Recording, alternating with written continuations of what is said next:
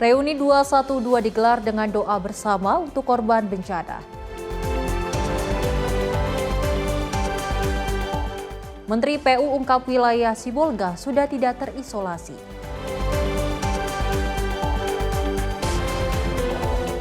Sebuah korban ditemukan, operasi SAR di Batu Godang ditutup. Sri Lanka umumkan darurat nasional akibat siklon di Tuah.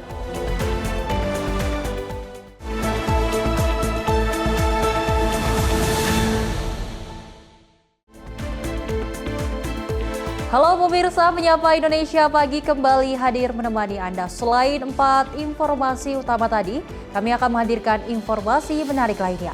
Bersama saya, Selis Regar, ini dia Menyapa Indonesia Pagi selengkapnya.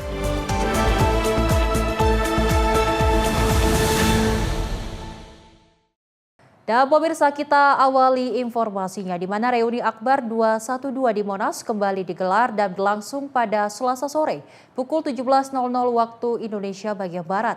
Ribuan peserta memadati lokasi untuk mengikuti doa, zikir, dan sholat goib bersama untuk korban bencana di Aceh, Sumatera Utara, dan Sumatera Barat. Berikut laporan jurnalis Simpo TV Jihan Nabila dan juru kamera Azizul Hakim. Ya, baik pemirsa, untuk reuni 212 ini kembali digelar di kawasan Monumen Nasional Jakarta pada Selasa sore yang tadi dimulai pada pukul 17.00 waktu Indonesia Barat atau pukul 5 sore. Di mana untuk reuni 212 kali ini berbeda dengan tahun-tahun sebelumnya, yakni untuk reuni tahun 2025 ini diadakan pada sore hari, di mana kita ketahui bahwa reuni 212 pada tahun sebelumnya ini diadakan pada pagi hari.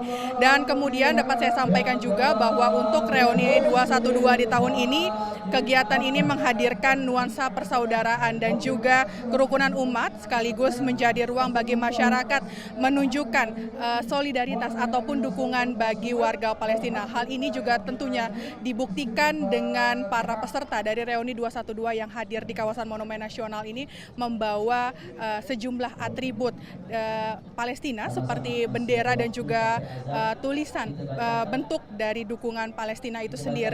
Dan selain itu juga tadi pantauan kami sejak sore memang kawasan Monas ini diguyur hujan rintik-rintik, namun memang kita ketahui bahwa hal ini tidak menurunkan ataupun menyurutkan dari antusias para peserta reuni 212 untuk mengikuti seluruh rangkaian dari acara reuni 212 di Monumen Nasional dari sore hingga malam hari. Dan kemudian memang untuk rangkaian acara ini dimulai tadi sore dengan zikir bersama, kemudian juga pembacaan dari surat Yasin itu sendiri dan istighosah yang dipimpin para ulama.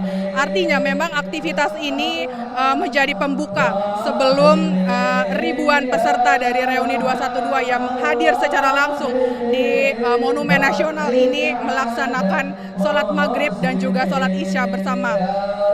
Dan memang dapat saya sampaikan juga bahwa salah satu fokus utama dalam reuni Akbar tahun 2025 ini adalah doa bersama untuk para korban bencana banjir, kemudian juga bencana longsor dan cuaca ekstrim yang terjadi di 3 provinsi, yakni di Aceh, kemudian di Sumatera Barat dan juga Sumatera Utara yang kita ketahui ini terjadi beberapa waktu lalu.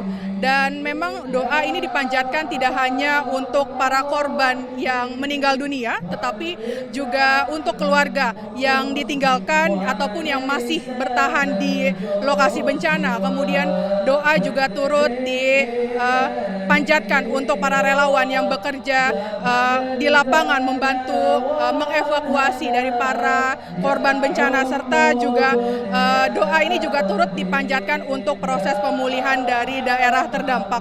Dan dapat saya sampaikan juga bahwa acara ini juga menghadirkan sesi pembacaan surat-surat pendek, kemudian juga zikir tahlil yang ditujukan sebagai bentuk solidaritas dari spiritual dari masyarakat Indonesia untuk masyarakat Aceh, kemudian masyarakat Sumatera Utara dan juga Sumatera Barat, di mana kita ketahui bahwa 3 wilayah ini merupakan 3 wilayah yang memang mencatatkan dampak yang paling besar dari bencana yang kita ketahui ini terjadi beberapa waktu lalu. Dan pada malam hari ini juga nantinya akan dilakukan puncak rangkaian doa, di mana melalui pelaksanaan sholat gaib yang ditujukan bagi korban yang meninggal dunia. Dan para ulama ataupun juga peserta dari reuni 212 ini berharap pelaksanaan dari sholat gaib itu sendiri menjadi bentuk kepedulian nasional sekaligus menguatkan rasa kebersamaan seluruh umat manusia begitu. Dan dapat saya sampaikan juga untuk keamanan sendiri dari pihak kepolisian Polda Metro Jaya ini juga turut mengerahkan ataupun menerjunkan sekitar 2.500 personel gabungan yang tentunya ini akan ditugaskan untuk mengerahkan keamanan di sekitar kawasan Monumen Nasional. Dan tentunya juga selain keamanan, pemerintah provinsi dari Jakarta sendiri juga telah menyiapkan sebanyak 17.000 atau maksud kami 17 kantong parkir di sekitar kawasan Monas dengan total kapasitas kendaraan lebih dari 10.700 kendaraan. Dan tentunya pemerintah daerah juga berkoordinasi dengan berbagai instansi untuk memastikan kenyamanan dan juga dari mulai akses, kemudian kebersihan hingga keamanan lokasi dari para peserta reuni 212. Demikian informasi yang dapat kami sampaikan dari Jakarta, Jihan Nabila dan juga juru kamera Azizul Hakim, Sinpo TV melaporkan. Presiden Prabowo Subianto tiba di Bandara Raja Sisingamaraja 12, Kabupaten Tapanuli Utara, Sumatera Utara. Dalam kesempatan itu, Presiden Prabowo meninjau sejumlah lokasi terdampak banjir dan longsor di wilayah Provinsi Aceh, Sumut, dan juga Sumbar. Presiden Prabowo Subianto tiba di Bandara Raja Sisingamaraja 12, Kabupaten Tapanuli Utara, Sumatera Utara. Pantauan di lapangan, Presiden Prabowo tiba di Silangit sekitar pukul 8.00 waktu Indonesia Barat dengan menggunakan pesawat kepresidenan Garuda 1. Presiden Prabowo langsung menaiki helikopter Caracol TNI Angkatan Udara meninjau lokasi terdampak bencana yang terjadi pada Rabu lalu. Dalam kunjungan Presiden Prabowo ini, turut mendampingi sejumlah Menteri Kabinet Merah Putih, di antaranya Menteri Sekretaris Negara Prasetyo Hadi dan Sekretaris Kabinet Teddy Indrawijaya. Selain itu, Kepala Negara juga akan meninjau lokasi dapur umum dan posko pengungsian. Presiden Prabowo juga meninjau posko SAR gabungan dan proses penyerahan bantuan bagi korban yang terdampak banjir dan juga longsor. Dari Silangit, Sumatera Utara, Tio Malau, Sinpo TV melaporkan. Masih dari Presiden Prabowo Subianto, pemirsa, yang menegaskan bahwa kekuatan bangsa Indonesia terletak pada solidaritas dan kekompakan seluruh elemen negara dalam menghadapi bencana. Hal itu disampaikannya saat meninjau langsung wilayah terdampak banjir dan longsor di Tapanuli Tengah, Sumatera Utara pada Senin pagi.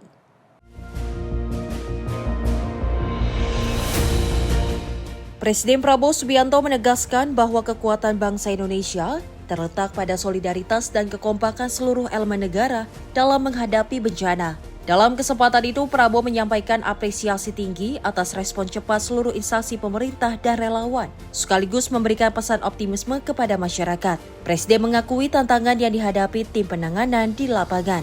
Prabowo tiba di Sumatera Utara setelah bertolak dari Pangkalan TNI Angkatan Udara Halim Perdana Kusuma pada Senin pagi. Setibanya di Bandara Raja Sisingamaraja 12, Prabowo langsung bergerak menuju titik-titik yang mengalami kerusakan parah, termasuk wilayah yang aksesnya terputus akibat banjir dan longsor. Kunjungan ini dilakukan untuk memastikan standar penanganan bencana berjalan cepat, tepat, dan terkoordinasi. Bencana yang melanda sejumlah wilayah di Sumatera Utara, Aceh, dan Sumatera Barat telah menimbulkan kerusakan luas, memutus akses jalan nasional, merobohkan jembatan, serta memaksa ribuan warga mengungsi. Pemerintah melalui BNPB, TNI, Polri, Kementerian PUPR, serta pemerintah daerah terus mengerahkan armada darat, logistik, dan alutsista udara setiap harinya untuk menjangkau wilayah yang terisolasi. Dari Tapanuli Tengah, Dio Malau, Sinpo TV melaporkan. Presiden Prabowo Subianto memastikan bantuan untuk memperbaiki rumah warga yang rusak akibat bencana untuk segera diberikan. Pernyataan tersebut disampaikan Kepala Negara saat kunjungannya ke Padang Pariaman, Sumatera Barat pada Senin 1 Desember 2025.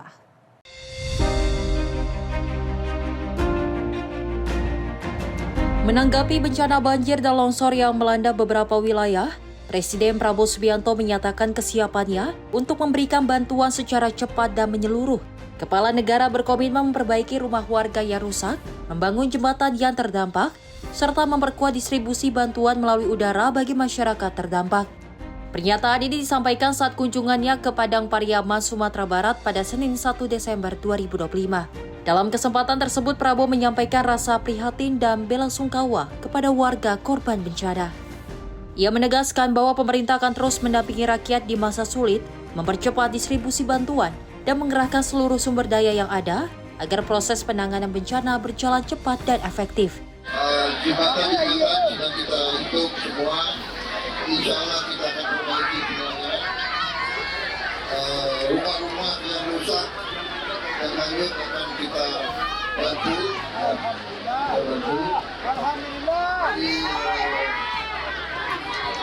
Di Sumatera Utara saya juga baru dari situ, kondisi beberapa kabupaten masih sulit, masih beberapa kabupaten belum bisa tembus dari darat, tapi sudah bisa kita datangi dari udara, dari helikopter, dari pesawat. Saya turut berduka cita dengan keluarga yang kehilangan, dan saya berdoa Bapak-bapak Ibu sabar, tegar, percaya kita semua satu keluarga besar, kita tidak akan membiarkan saudara sendiri memikul beban besar. Sebelum ke Padang Pariaman, Presiden Prabowo meninjau posko penanganan bencana di Sumatera Utara dan Aceh. Ia mengunjungi posko Tapanuli Tengah, lalu melihat lokasi pengungsian di Kabupaten Aceh Tenggara untuk memastikan bantuan sampai kepada masyarakat yang membutuhkan. Tim redaksi Simpo TV melaporkan.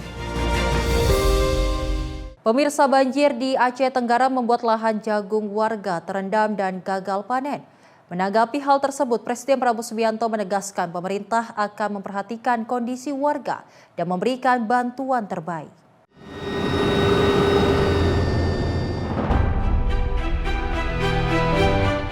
Banjir dan longsor yang melanda Kuta Cane, Aceh Tenggara membuat banyak lahan jagung warga rusak parah. Presiden Prabowo Subianto meninjau langsung warga terdampak untuk menyerap aspirasi, sekaligus memastikan pemerintah akan memberikan bantuan terbaik bagi pemulihan lahan. Pada kesempatan yang sama, seorang warga mengeluhkan jagungnya yang habis terendam banjir hingga gagal panen, bencana yang hampir terjadi tiap tahun. Ia juga mengusulkan pembangunan bendungan di sekitar lahan untuk mencegah kerusakan serupa di masa mendatang. Kami ini 100 meter dari kampung kami, mohon dibendung Pak. Di samping ini kali alas besar Pak, jagung kami semua udah habis Pak. Kami nggak tahu ke depan tahu untuk apa nih Pak. Mohon tinjau Bapak sebentar Pak. Kami sudah hancur Pak, bertani jagung kami nggak berhasil Pak. Kami setiap tahun banjir Pak, mohon dibendung Pak. Itu saja Pak, dan terima kasih kepada Pak Bupati yang sudah turunkan alat berat kepada kami setiap banjir Pak. Terima kasih Pak Bupati. Itu saja Pak, mohon kami masyarakat Babel Baru ini Pak, sama-sama kita tinjau kali alas 100 meter dari sini Pak. Itu saja permohonan kami. Assalamualaikum warahmatullahi wabarakatuh Pak. Bupati Kuta Cane Muhammad Salim Fakri yang mendampingi kunjungan tersebut menegaskan bahwa Presiden Prabowo Subianto melalui Kementerian PUPR akan meninjau dan memperbaiki infrastruktur di area terdampak. Upaya ini diharapkan membantu warga memulihkan lahan dan kembali menanam jagung. Bapak Presiden ke Sumbar, nanti ada tim. Yakin enggak sama Bupati? Masa Presiden sudah hadir di sini, selama ada Indonesia, pernah ada Presiden datang ke Kuta Cane?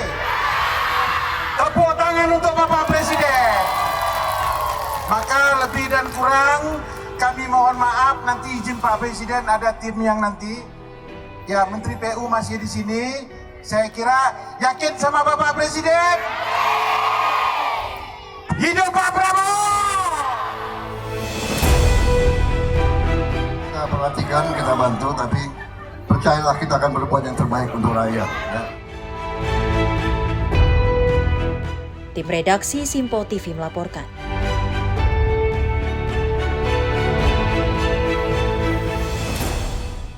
Presiden Prabowo Subianto mengunjungi warga Kuta Cane, Aceh Tenggara yang terdampak banjir bandang. Kepala negara menegaskan pemerintah akan mempercepat perbaikan infrastruktur terutama perbaikan jembatan Aceh. Presiden Prabowo Subianto mengunjungi langsung warga Kutacani Aceh Tenggara yang terdampak banjir bandang pada Senin 1 Desember 2025. Kepala negara menyapa masyarakat, menyampaikan rasa prihatin, bela sungkawa, dan doa agar bencana segera berlalu. Kehadiran Presiden disambut sorak-sorai warga yang terdampak musibah. Dalam kesempatan itu, Prabowo menegaskan pemerintah akan mempercepat perbaikan akses jalan dan pembangunan kembali jembatan yang rusak akibat longsor. Anggaran perbaikan diambil dari pos sarana dan prasarana desa dengan efisiensi pengeluaran untuk memaksimalkan bantuan ke daerah terdampak. Presiden menekankan bahwa prioritas anggaran negara adalah untuk kepentingan rakyat dan pemulihan kehidupan masyarakat. Kita segera akan membuka jalan-jalan yang putus, jembatan-jembatan yang rusak kita segera perbaiki, ya kan? Alhamdulillah kita punya anggarannya, kita lakukan penghematan banyak di pusat supaya sebanyak mungkin bantuan sebanyak mungkin kita bisa membantu kepentingan rakyat di paling bawah. Kita akan perbanyak perbaikan sekolah-sekolah, semua sekolah akan kita perbaiki. Kita berjuang supaya rakyat di sini nanti mengalami peningkatan kesejahteraannya semuanya. Kita akan berbuat yang terbaik untuk rakyat semuanya. Selain infrastruktur, perbaikan sekolah yang rusak akibat banjir juga menjadi perhatian utama. Prabowo menyampaikan apresiasi kepada jajaran pemerintah dan masyarakat yang bahu-membahu membantu pemulihan pasca bencana, memastikan kondisi daerah segera kembali normal. Tim redaksi Simpo TV melaporkan. Selain itu, pemirsa, TNI mengerahkan pesawat angkut dari Lanut Halim Perdana Kusuma untuk menyalurkan bantuan ke daerah-daerah terisolasi di Tapanuli Tengah dan sejumlah wilayah di Medan. Penyaluran logistik dilaksanakan dengan metode airdrop menyusul terputusnya akses darat akibat banjir dan tanah longsor. Penyaluran logistik udara merupakan tindak lanjut arahan Presiden Prabowo Subianto agar bantuan segera menjangkau seluruh korban di wilayah terdampak. Dari Lanut Halim Perdana Kusuma, TNI mengerahkan pesawat CASA 212, CN295 hingga C130 Hercules untuk melaksanakan pendistribusian logistik melalui teknis helibox dan airdrop. Teknik ini digunakan untuk mengirim bantuan ke titik-titik yang tidak dapat dicapai melalui darat, serupa dengan pelaksanaan misi kemanusiaan di Gaza. Dalam keterangannya, Kapuspen TNI Maijen TNI Freddy Ardiansyah menyebut operasi airdrop menggunakan sekitar 200 parasut utama dan 200 parasut cadangan untuk membawa berbagai kebutuhan darurat bagi warga. Total seberat 4,2 ton bantuan dikirimkan, meliputi sembako, obat-obatan, mie instan, dan perlengkapan bagi para pengungsi. Secara keseluruhan, TNI telah mengerahkan lebih dari 16.000 personil untuk penanganan bencana di Sumatera Utara, Sumatera Barat, dan Aceh. Pengerahan didukung dengan 8 pesawat angkut, 19 helikopter, serta 6 KRI untuk mempercepat distribusi dan evakuasi. Jihan Nabila, Simpo TV, melaporkan. Prajurit TNI AD dari Kodim 0111 Birion Kodam Iskandar Muda terus bergerak menembus kawasan yang terisolir akibat banjir. Putusnya jembatan penghubung di Desa Cebrek, Kecamatan Pusangan Selatan Biren membuat distribusi bantuan terhenti. Namun para prajurit membangun jalur darurat dari batang pohon kelapa dan tali untuk menyalurkan logistik ke warga yang terjebak. Dengan perlengkapan seadanya dan kondisi medan yang licin, prajurit membawa paket bahan pokok melewati jembatan darurat tersebut. Aksi ini dilakukan untuk memastikan bantuan tetap sampai ke desa-desa yang terputus aksesnya, termasuk bagi anak-anak, lansia, dan keluarga yang masih bertahan di titik pengungsian. Meski arus sungai masih deras dan material banjir berserakan, para prajurit tetap bekerja cepat dan penuh kehati-hatian. Kehadiran mereka memberikan rasa aman bagi warga yang sejak beberapa hari terakhir mengalami kesulitan untuk mendapatkan kebutuhan dasar. Upaya distribusi logistik ini menjadi bentuk kepedulian dan komitmen Kodam Iskandar Muda untuk terus berada di garis depan membantu masyarakat Aceh yang terdampak banjir. Tim redaksi Simpo TV melaporkan. Pemirsa, 3 prajurit TNI Angkatan Darat gugur saat melakukan tugas kemanusiaan dalam evakuasi longsor di Padang Panjang Barat. Kasat Jenderal TNI Maruli Simanjuntak menyampaikan bela sungkawa mendalam serta menegaskan pengorbanan tersebut menjadi bukti pengabdian TNI AD yang siap menaruhkan jiwa raga demi keselamatan rakyat.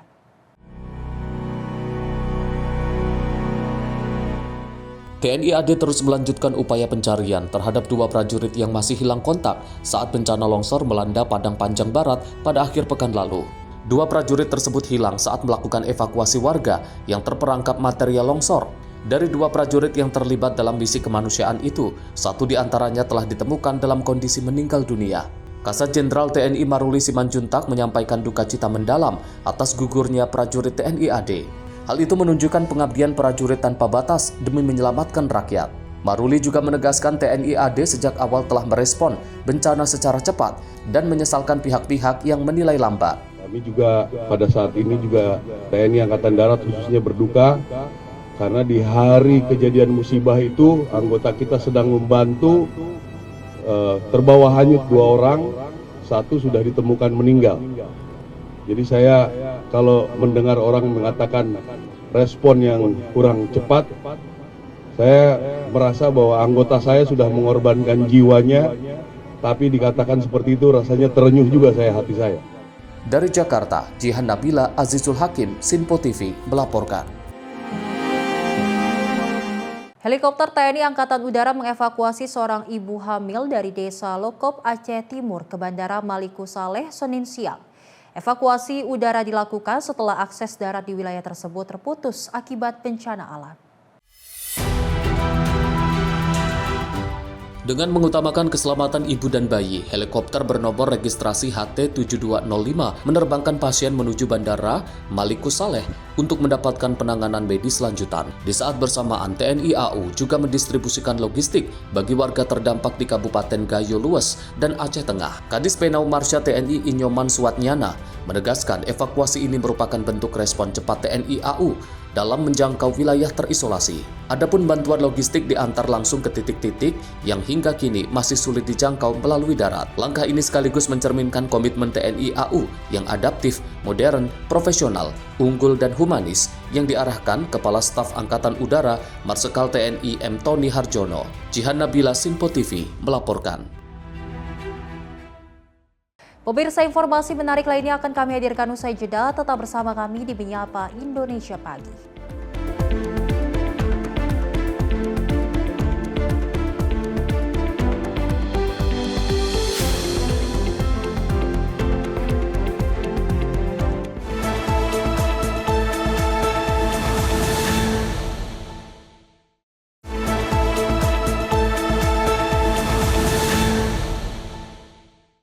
Terima kasih pemirsa, Anda masih menyaksikan Menyapa Indonesia Pagi, di mana Menteri Pekerjaan Umum Dodi Hanggodo mengungkapkan bahwa akses transportasi darat menuju kota Sibolga, Sumatera Utara sudah mulai terbuka.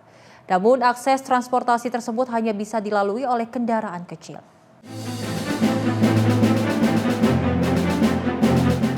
Menteri Pekerjaan Umum Dodi Hanggodo menjelaskan bahwa wilayah Sibolga, Sumatera Utara yang terdampak banjir dan longsor kini sudah tidak terisolasi lagi.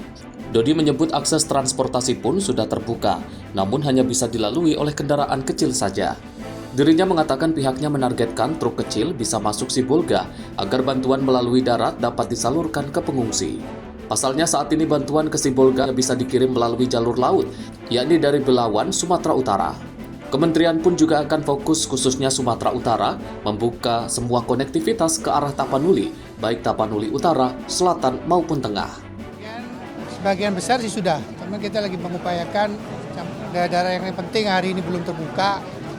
Sibolga itu sudah terbuka tapi belum truk sampai kemarin itu truk yang kecil itu belum bisa masuk, yang baru mobil kecil dan motor karena menggunakan 2 batang pohon kelapa yang dijejer supaya bisa jalan dulu. Targetnya hari ini truk yang kecil bisa masuk agar bantuan ke Sibolga lewat darat ya masuk. Sementara ini yang saya dengar bantuan dari Sibolga lewat laut dari Belawan. Rutenya Pak, boleh yang Sibolga yang udah terbuka? Lewat Barus Aceh yang dari wilayah Sumut belum buka.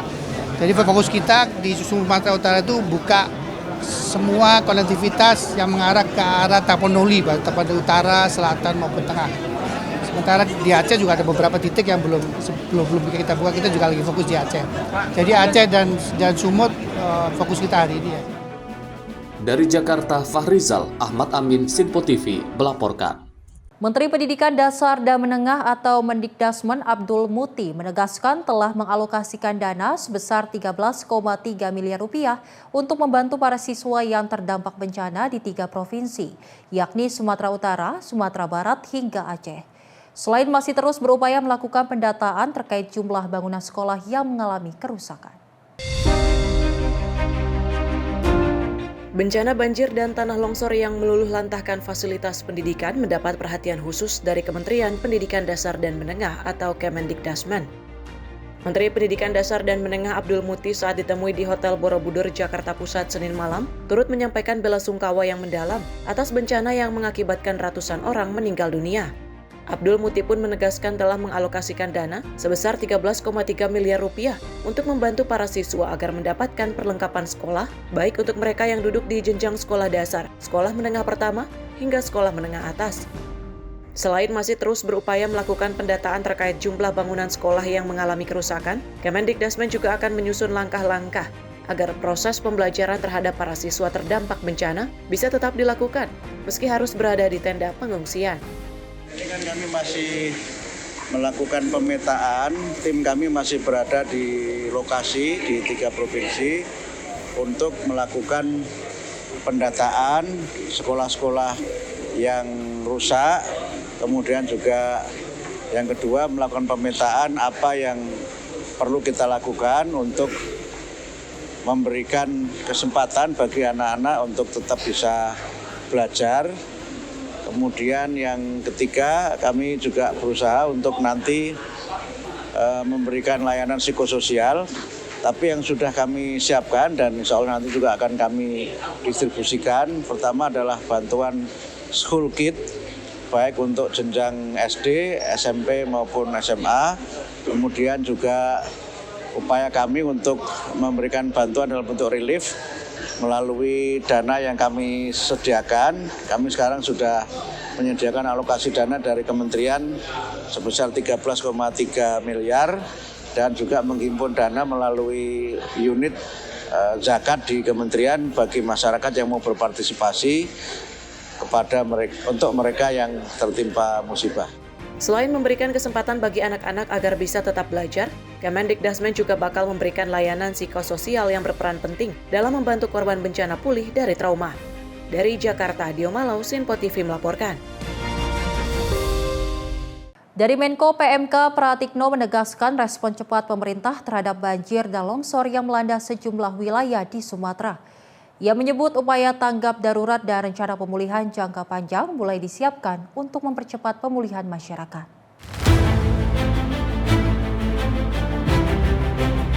Dalam perkembangan terbaru penanganan bencana di Sumatera, pemerintah menegaskan komitmennya untuk tetap siaga menghadapi banjir dan longsor yang melanda Aceh, Sumatera Utara, dan Sumatera Barat.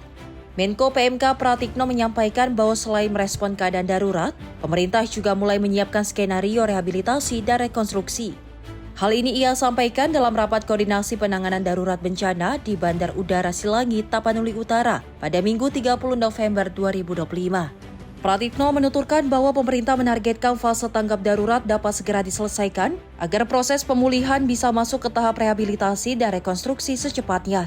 Langkah percepatan ini diharapkan mampu membantu masyarakat kembali beraktivitas normal serta memperkuat ketangguhan menghadapi bencana di masa mendatang. Ia juga mengakui adanya berbagai kendala di lapangan selama proses penanganan bencana. Meski demikian, pemerintah berkomitmen untuk terus mengerahkan seluruh kekuatan guna membantu warga terdampak. Pratikno turut menyampaikan apresiasi kepada aparat relawan dan seluruh pihak yang telah bekerja keras dalam penanganan banjir dan longsor di Sumatera. Jadi kita saat ini fokusnya adalah tanggap darurat. Pada saat yang bersamaan dengan tanggap darurat, kita juga mulai merancang untuk rehab rekon, penyiapan huntara hunian sementara, penyiapan hunian tetap, dan tadi juga kita bicarakan karena kita ingin bahwa tanggap darurat bisa segera selesai, terus kemudian masuk ke tahap rehab rekon dalam waktu yang juga secepat-cepatnya agar masyarakat segera pulih beraktivitas seperti biasa dan lebih tangguh dalam menghadapi bencana ke depan. Banyak sekali kendala yang kita hadapi, misalnya pengerahan alat berat yang tidak mudah, tapi akan terus-menerus kita upayakan. Terima kasih pada Pak Kapolri yang hadir bersama kita, yang jajarannya bersama dengan TNI juga luar biasa bekerja keras di lapangan dengan posko-poskonya membantu masyarakat. Tim redaksi Simpo TV melaporkan. Ketua MPR Ahmad Muzadi mengapresiasi pemerintah pusat yang memberikan respon cepat dalam melakukan pemulihan pasca banjir bandang dan longsor di wilayah Sumatera dan Aceh. Muzadi berharap perbaikan infrastruktur segera dapat dilakukan dalam waktu dekat oleh pemerintah.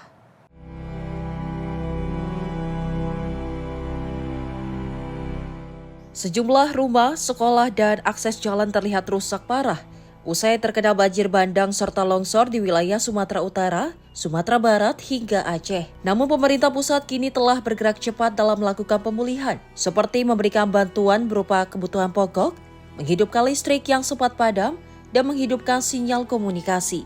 Tindakan pemerintah pusat tersebut disambut baik oleh sejumlah masyarakat terdampak serta pimpinan MPR. Ketua MPR Ahmad Muzadi menyebut dengan adanya bantuan dari pemerintah pusat, sehingga diharapkan perbaikan infrastruktur segera terlaksana dalam waktu dekat. Saya kira berita-berita tentang bencana yang terjadi di Aceh, Sumatera Utara, dan Sumatera Barat sangat memprihatinkan, memakan korban begitu banyak sampai ratusan orang. Ratusan orang juga belum ditemukan dan ratusan orang dalam kondisi sakit atau terluka. Kerusakan yang ditimbulkan dari bencana itu juga cukup memprihatinkan, cukup parah, menghancurkan infrastruktur umum, jalan, jembatan, sekolah, tempat ibadah, sampai rumah-rumah. Banyak sekali hewan ternak yang juga terdampak jadi korban, termasuk sawah-sawah yang siap panen juga menjadi terdampak. Saya kira ini korbannya sangat luas, sangat dalam, dirasakan oleh masyarakat di Aceh, Sumatera Utara, dan Sumatera Barat. Namun demikian kami mengapresiasi dan memberikan respon yang sangat positif terhadap tanggapan yang cepat dari pemerintah pusat untuk segera memulihkan keadaan di daerah tersebut, terutama untuk menghidupkan listrik yang padam, alat komunikasi yang terputus, dan distribusi kebutuhan-kebutuhan yang dibutuhkan. Meskipun kondisinya sangat sulit, harus diterbangkan dengan udara, helikopter, tapi pemerintah pusat dalam hal ini BNPB dibantu dengan aparat kepolisian dan TNI bertindak cepat, sigap, sehingga optimisme dan harapan masyarakat di daerah tersebut pelan-pelan bisa dipulihkan dan mudah-mudahan dalam waktu yang tidak terlalu lama lagi sambungan infrastruktur bisa segera dilakukan di daerah-daerah tersebut. Dari Jakarta, Farizal Ahmad Amin, Simpo TV melaporkan. Ketua MPR Ahmad Muzadi merespon perihal kerusakan lingkungan yang disebut menjadi pemicu banjir dan longsor usai beredarnya batang pohon besar yang berserakan. Muzadi menilai banjir bandang dan longsor yang terjadi di sejumlah wilayah ini menjadi pembelajaran yang penting bagi para pemangku kebijakan di bidang lingkungan. Ketua MPR Ahmad Muzadi menjelaskan bahwa saat ini bukan hal yang tepat jika membicarakan perihal batang pohon yang dinilai menjadi pemicu banjir bandang dan longsor usai beredarnya di media sosial. Namun Muzadi menyebut kejadian itu menjadi pembelajaran penting bagi para pemangku kebijakan, khususnya di bidang lingkungan. Dirinya mendorong pemerintah agar dapat membuat aturan ketat agar tidak ada kejadian serupa terulang kembali. Saya kira itu menjadi bahan evaluasi bagi kebijakan pemerintah untuk menata lingkungan agar bisa lebih baik lagi. Tetapi saya kira ini belum waktu yang tepat untuk membicarakan tersebut, tetapi kalau dilihat dari gambar-gambar memang besar kemungkinan ada dampak dari kebijakan-kebijakan yang melakukan kerusakan terhadap lingkungan sehingga akibatnya sampai sekarang kita rasakan. Tetapi saya harap bencana ini bisa menjadi pelajaran sangat penting bagi para pemangku dan pengambil kebijakan di bidang lingkungan agar ini segera ditangani sehingga untuk jangka waktu ke depan ini bisa menjadi bahan evaluasi. Dari Jakarta, Fahrizal Ahmad Amin, Simpo TV melaporkan. Sementara itu pemirsa, dari Mabes Polri memberangkatkan 219 personil dari berbagai unsur satuan serta bantuan logistik untuk mendukung penanganan bencana di Sumatera Utara. Pengiriman pasukan dan logistik ini berlangsung pada Senin sore melalui Bandara Soekarno-Hatta. Sebanyak 219 personel Polri diberangkatkan menuju Sumatera Utara untuk memperkuat upaya mitigasi bencana alam yang saat ini masih berlangsung. Dalam keterangannya, Karopenmas Humas Polri, Brigjen Pol Trunoyudo Wisnu Andiko, menyampaikan bahwa keberangkatan tersebut merupakan dukungan nyata Polri terhadap penanganan di lapangan. Trunoyudo menyebut personel yang dikirim mencakup Satuan Brimob, Sabara, tim DVI, tenaga kesehatan, unit trauma healing, hingga unit K9 yang diperlukan dalam proses pencarian korban dan pelayanan darurat. Selain itu, bantuan logistik juga dikirim melalui Bandara Pondok Cabe dengan menggunakan 2 pesawat masing-masing membawa sekitar 3,8 ton muatan. Pergeseran personil Polri terkait dengan memitigasi bencana alam khususnya untuk Sumut diberangkatkan 219 orang ya. 219 orang diberangkatkan untuk saat ini langsung menuju ke Sumatera Utara. Jadi Polda Sumatera Utara nanti akan menerima personil-personil yang memiliki kompetensi dari Satuan Brimob, kemudian dari Sabara, kemudian juga dari DVI, juga teman-teman dari semua unsur yang dibutuhkan kompetensinya untuk memitigasi bencana alam. Harapannya adalah semua personil ini bisa bermanfaat dalam rangka pasca bencana alam dan kemudian masyarakat juga bisa merasakan khususnya dalam mencari para korban, bisa mengidentifikasi para korban termasuk dari DVI dan kesehatan juga mampu memberikan kesehatan layanan kepada masyarakat. Langkah ini diharapkan dapat mempercepat proses penanganan dan pemulihan serta memastikan kebutuhan mendesak masyarakat di wilayah terdampak dapat segera terpenuhi. Jihan Nabila, Simpo TV melaporkan. Pemirsa, tim khusus anti bandit Satreskrim Polresta Cirebon, Jawa Barat meringkus 2 perampok sadis kelompok Lampung pada Sabtu 29 November 2025 siang. Selain meringkus pelaku, petugas menyita tas milik korban hingga mobil yang digunakan saat beraksi. Penggerbekan terhadap pelaku perampokan sadis ini dilakukan tim khusus anti bandit Satreskrim Polresta Cirebon di tempat persembunyiannya di daerah Lampung pada Sabtu 29 November 2025. 2 dari 3 pelaku berhasil diringkus petugas di lokasi yang sama, bahkan salah satu pelaku terpaksa dihadiahi timah panas lantaran melawan saat akan ditangkap. Kedua tersangka yakni A dan P merupakan residivis kasus perampokan yang belum genap setahun keluar dari penjara. Keduanya menghabisi nyawa lansia asal Ciamis dengan cara mencekokinya dengan minuman keras yang dioplos pada 7 November lalu.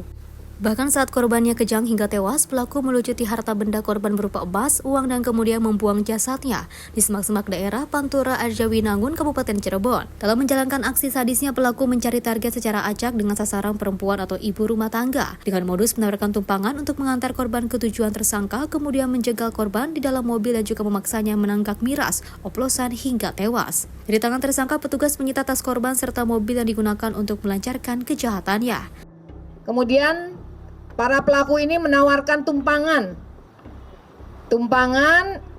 dan menawarkan ingin mengantarkan korban yang hendak berangkat pengajian. Setelah di dalam mobil, ketika di tempat sepi, para pelaku langsung memegangi kedua tangan korban dan memaksa korban untuk menenggak minum minuman keras jenis ciu. Kemudian para pelaku akhirnya mengetahui kalau korbannya sudah tidak bernyawa dan kemudian jasadnya dibawa sampai ke Cirebon. Saat ini petugas masih melakukan pengembangan terkait aksi yang juga ditengarai lebih dari 1 titik. Petugas juga masih memburu 1 DPO lainnya yang sudah dikantongi identitasnya. Untuk mempertanggungjawabkan kejahatannya, tersangka dijerat dengan pasal 338 tentang pembunuhan dan pasal 365 tentang pencurian dengan kekerasan dengan ancaman 15 tahun penjara. Dari Cirebon, Jawa Barat, jurnalis Simpo TV melaporkan. Diduga akibat korsleting listrik pada mesin minibus terbakar di saat melintas di Jalan Gatot Subroto, Kecamatan Curug, Kabupaten Tangerang, Banten pada Senin 1 Desember 2025.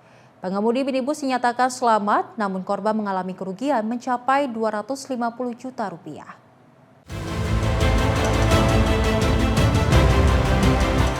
Kobaran api terlihat muncul dari bagian depan minibus yang terbakar di Jalan Raya Gatot Subroto, Kecamatan Curug, Kabupaten Tangerang, Banten pada Senin 1 Desember 2025.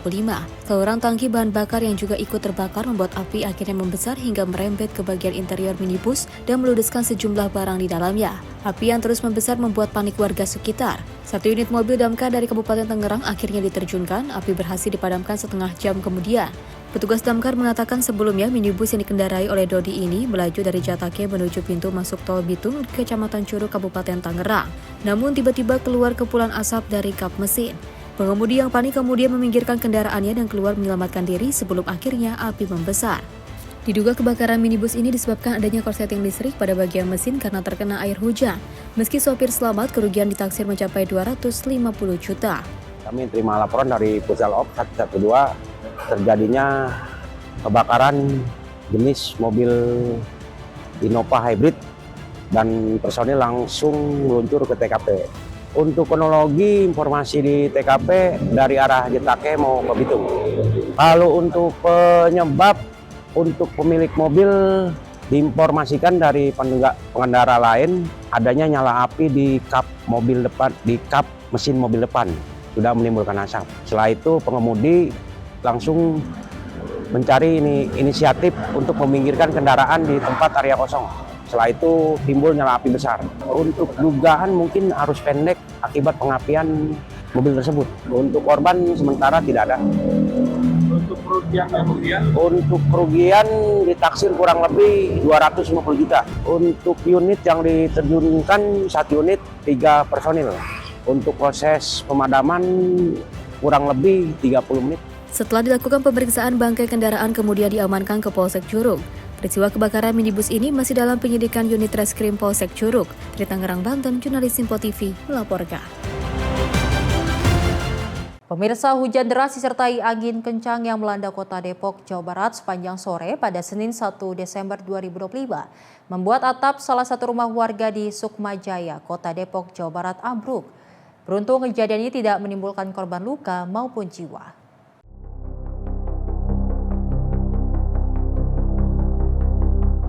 Hujan deras disertai angin kencang sepanjang Senin sore 1 Desember 2025 membuat atap salah satu rumah di Sukmajaya, Kota Depok, Jawa Barat ambruk. Atap rumah bagian belakang ambruk dan membuat air hujan masuk ke dalam rumah. Beruntung kejadian ini tidak menimbulkan korban luka dan korban jiwa karena penghuni rumah sedang berada di dalam kamar saat atap ambruk. Pemilik rumah Mariska mengatakan, sebelum ambruk ia sempat mendengar suara sesuatu di bagian atap. Namun setelah dilihat, ternyata atap rumah sudah berserakan disertai air hujan di dalam rumah. Tadi itu sekitar jam 2:30 kurang kali ya, itu tuh hujan deras, terus anginnya kencang banget. Pas saya lagi duduk di sini, tiba-tiba kedengaran bunyi krek gitu. Terus langsung ambruk itu, rubuh semuanya. Tiba-tiba aja bunyi krek gitu, kayak mungkin itu temboknya mau rubuh. Iya, deras. Dan anginnya kencang banget. Iya, kebetulan tuh yang lain tuh lagi di kamar. Jadi saya begitu kejadian itu langsung teriak supaya yang lain keluar dari kamar. Karena angin itu kayaknya anginnya kencang. Hujan angin. Iya. Yang lain itu banyak juga kerusakan, cuma temboknya sih nggak rubuh ya, cuma rata-rata tuh kayak asbesnya keangkat, ada yang jadi air semua masuk. Tetap rumah-rumah lain juga airnya masuk, cuma karena Ethernetnya juga jebol karena ketimpaan asbesnya atau segala macam. Jadi air juga masuk untuk rumah-rumah lain. Belum begitu lama dari hujan itu sih, belum begitu lama, mungkin sekitar 15 menit atau mungkin setengah jam, pokoknya nggak terlalu lama dari mulai hujan terus tiba-tiba itu. Dari Depok, Jawa Barat, jurnalis Simpo TV melaporkan. Pemirsa, modifikasi cuaca untuk permudah pencarian korban. Namun informasinya usai jeda pemirsa, tetap bersama kami di Menyapa Indonesia Pagi.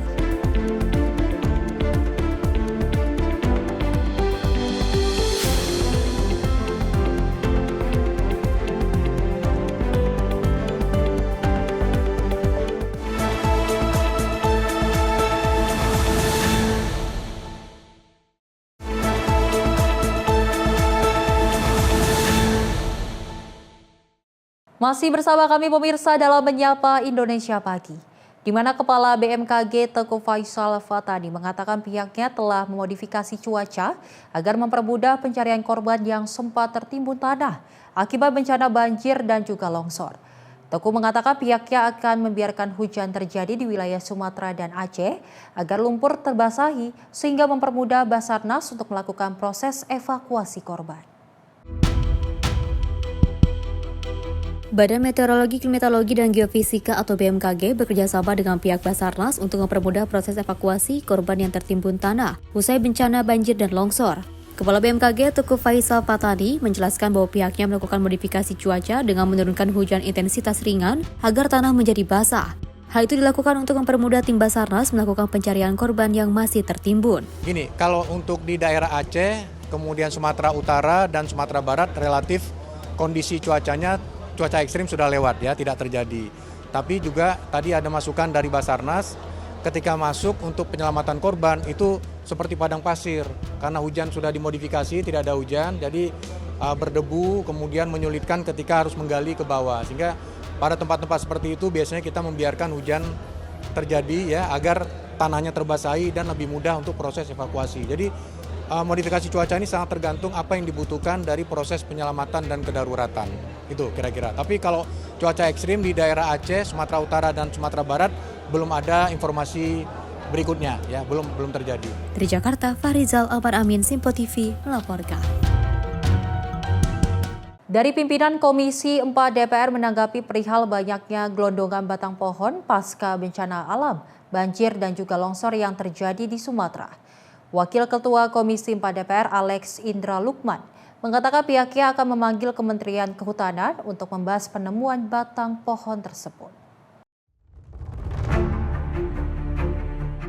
Pasca bencana banjir dan longsor yang terjadi di Sumatera dan Aceh, telah beredar sebuah video maupun foto.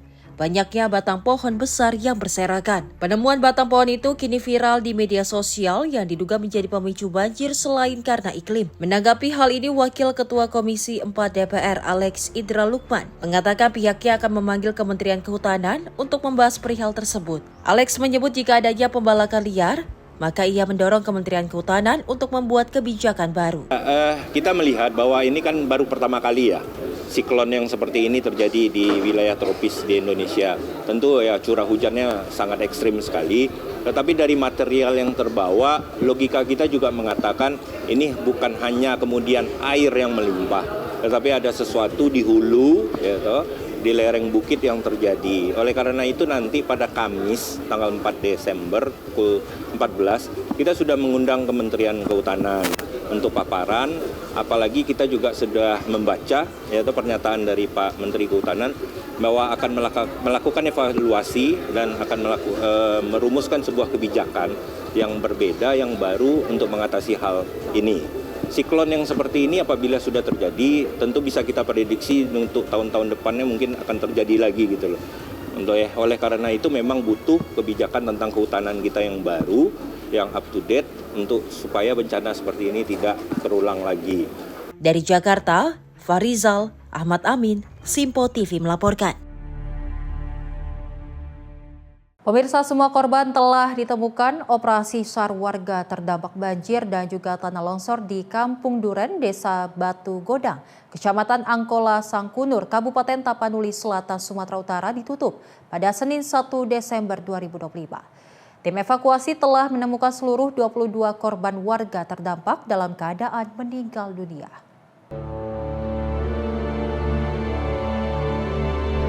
Tim evakuasi warga terdampak banjir dan tanah longsor di Kampung Duren, Desa Batu Godang, Kecamatan Angkola, Sangkunur, Kabupaten Tapanuli Selatan, Sumatera Utara, menutup kegiatan operasi SAR pada Senin 1 Desember 2025.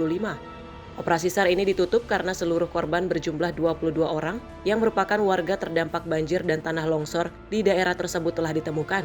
Dari 22 orang warga terdampak yang ditemukan itu diantaranya 14 orang laki-laki, 8 orang perempuan. Seluruh korban ditemukan tim evakuasi dalam keadaan meninggal dunia. Mereka adalah Parmin, Edi, Yuda, Waso, Rizal, Basuki, Dani, Reno, Zana, Ondos, Irwan, Jambul, dan Husen untuk korban laki-laki. Runta, Semini, Amanda, Amal, Samina, Ayu, Tasya, dan Rizka untuk korban perempuan. Komandan Tim Basarnas Pekanbaru Supratman mengatakan, dengan ditemukan semua korban tanah longsor di Kampung Duren, Desa Batu Godang, Kecamatan Angkola, Sangkunur, Kabupaten Tapanuli Selatan, Sumatera Utara, maka OPSAR dinyatakan ditutup. Dan selanjutnya tim rescue kantor SAR Pekanbaru melanjutkan OPSAR di Dusun Aek Pardomuan yang berjarak kurang lebih 1 jam dari Kampung Duren. Izin pimpinan kami dari tim evakuasi tanah longsor Kampung Durian, Desa Batu Godang, Kecamatan Angkola Sangkunur, Kabupaten Tapanuli Selatan, Sumatera Utara. Kami laporkan pada hari kelima pencarian, korban berhasil kita temukan dalam keadaan MD. Selanjutnya korban dievakuasi ke rumah duka. Untuk informasi, jumlah korban di Kampung Durian, Desa Batu Godang, Kecamatan Angkola Sangkunur, Kabupaten Tapanuli Selatan, Sumatera Utara berjumlah 22 orang. Alhamdulillah semua sudah berhasil kita evakuasi. Selanjutnya kita akan bergeser ke Desa Batu Godang, Dusun Aek Pardomuan, Kecamatan Tapanuli Selatan, Sumatera Utara, yang informasi ada korban tertimbun longsor berjumlah 4 orang. Sekarang korban sudah ditemukan 2 orang, sisa 2 orang yang kita akan lakukan pencarian. Sebelumnya, Kepala Kantor Pencarian dan Pertolongan Kelas A Pekanbaru Budi Cahyadi menurunkan 12 personil untuk memperkuat operasi pencarian dan pertolongan musibah tanah longsor di wilayah tersebut, yaitu sejak 26 November 2025 pukul 09.00 WIB. Tim redaksi Simpo TV melaporkan. Kita beralih ke informasi lainnya pemirsa, di mana aksi meresahkan terjadi di jalur Pantura Gili Miring Comal, perbatasan Kabupaten Tegal dan Pemalang pada Minggu 30 November 2025. Sekelompok remaja bersajam terekam kamera CCTV meresahkan pengguna jalan karena melakukan aksi ngarit di tengah jalan menjelang waktu subuh.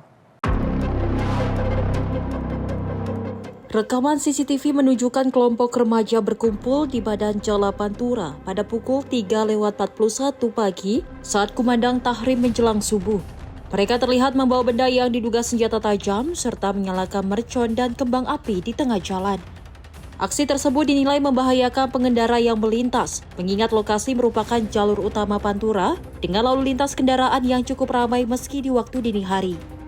Warga menyebut aksi ini diduga dilakukan untuk keperluan konten dan telah dijadwalkan melalui media sosial. Hingga kini belum diketahui pasti terkait identitas dan motif para remaja yang terlibat. Ulia Haifanisa, tim redaksi Simpo TV melaporkan.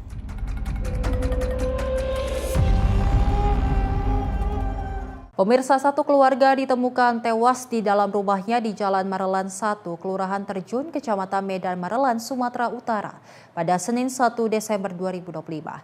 Korban ditemukan di lantai 2 rumahnya dengan kondisi sudah mulai membusuk. Ketiga korban yang merupakan pasangan suami istri dan anaknya ditemukan sudah tidak bernyawa di lantai 2 rumah mereka dengan kondisi mulai membusuk di rumahnya di Jalan Marelan 1, Kelurahan Terjun, Kecamatan Medan Marelan, Sumatera Utara pada Senin 1 Desember 2025 siang. Penemuan jasad satu keluarga itu berawal dari kecurigaan warga sekitar yang mencium aroma tak sedap yang berasal dari dalam rumah korban yang beberapa hari tidak kelihatan pasca bencana banjir yang terjadi wilayah tersebut. Bersama warga, petugas kepolisian dan perangkat desa mendobrak paksa pintu rumah dan melihat ketiga korban sudah dalam kondisi meninggal dunia dengan kondisi mengenaskan. Petugas menemukan jasad korban berjenis kelamin pria berinisial S tergeletak di anak tangga lantai 2, sedangkan istri dan anaknya berusia 8 tahun ditemukan di dalam kamar lantai 2. Kanit Reskrim Polsek Pelabuhan Ibtu Hamzar Nodi mengatakan masih melakukan penyelidikan penyebab tewasnya ketiga korban yang merupakan pasutri dan anaknya. Dari hasil identifikasi, ketiga korban diduga telah tewas beberapa hari lalu saat bencana banjir melanda di sejumlah lokasi di Medan. Dugaan sementara ketiga korban tewas akibat keracunan asap mesin genset. Namun Hamzar mengaku masih menunggu hasil visum Rumah Sakit Bayangkara Medan untuk penyebab pasti kematian. Mayat satu perempuan, 2 laki-laki, 1 masih umur 2 tahun. Ini kondisinya tadi seperti apa bang? Mereka ini diduga meninggalnya seperti apa? Untuk tahap pertama kita tidak bisa ngambil kesimpulan, namun kondisi mayat kurang lebih umurnya itu 2 hari. Sudah 2 hari ya. Kita proses dulu dalam rumah sakit, kita cek dulu hasil pemeriksaannya gimana, selanjutnya kita laporkan. Jasad ketiga korban kini dibawa ke Rumah Sakit Bayangkara Medan untuk diotopsi dan selanjutnya akan diserahkan kepada keluarga. Dari Medan, Sumatera Utara, jurnalis Simpo TV melaporkan. Dua pemuda berinisial UM dan MS ditangkap Satres Narkoba Polresta Serang Kota. Keduanya dibekuk di pinggir jalan saat menyembunyikan 8 paket sabu-sabu yang akan mereka edarkan.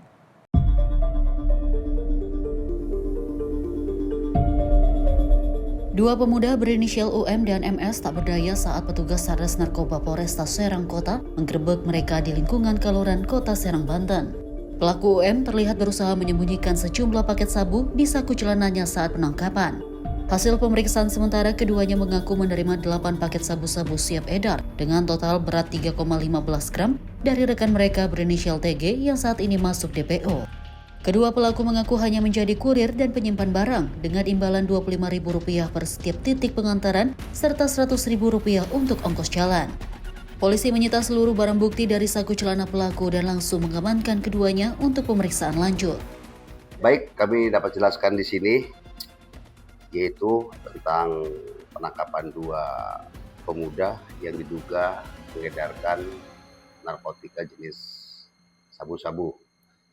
Kedua pemuda tersebut ditangkap petugas Polresta Serang Kota, tepatnya di pinggir jalan masuk lingkungan Kaloran, Kelurahan Lontar Baru, Kecamatan Serang. Yaitu masing-masing identitas yang kita amankan yaitu satu inisial UM 24 tahun, warga asal Kelurahan Kagungan, Kecamatan Serang. Kemudian dengan rekannya MS 19 tahun, asal Kelurahan Kasemen, Kota Serang. Adapun barang bukti yang kita amankan dalam kejadian tersebut dari kedua tersangka yaitu berupa sabu-sabu terdiri dari 8 paket dengan berat 3,15 gram. Adapun berdasarkan keterangan daripada kedua tersangka bahwasannya kedua sabu tersebut milik temannya yang kini dalam DPO yaitu Saudara TG, DPO ya. Adapun modusnya yaitu kedua tersangka UM dan rekannya MS itu disuruh melalui telepon untuk menyimpan barang bukti di suatu tempat. Kini petugas terus memburu pelaku TG yang diduga kuat sebagai pemilik dan pengendali peredaran sabu tersebut. Atas perbuatannya, kedua pelaku dijerat pasal 114 ayat 1 subsidiar, pasal 112 ayat 1 jungto pasal 132 ayat 1 Undang-Undang Narkotika dengan ancaman minimal 6 tahun penjara.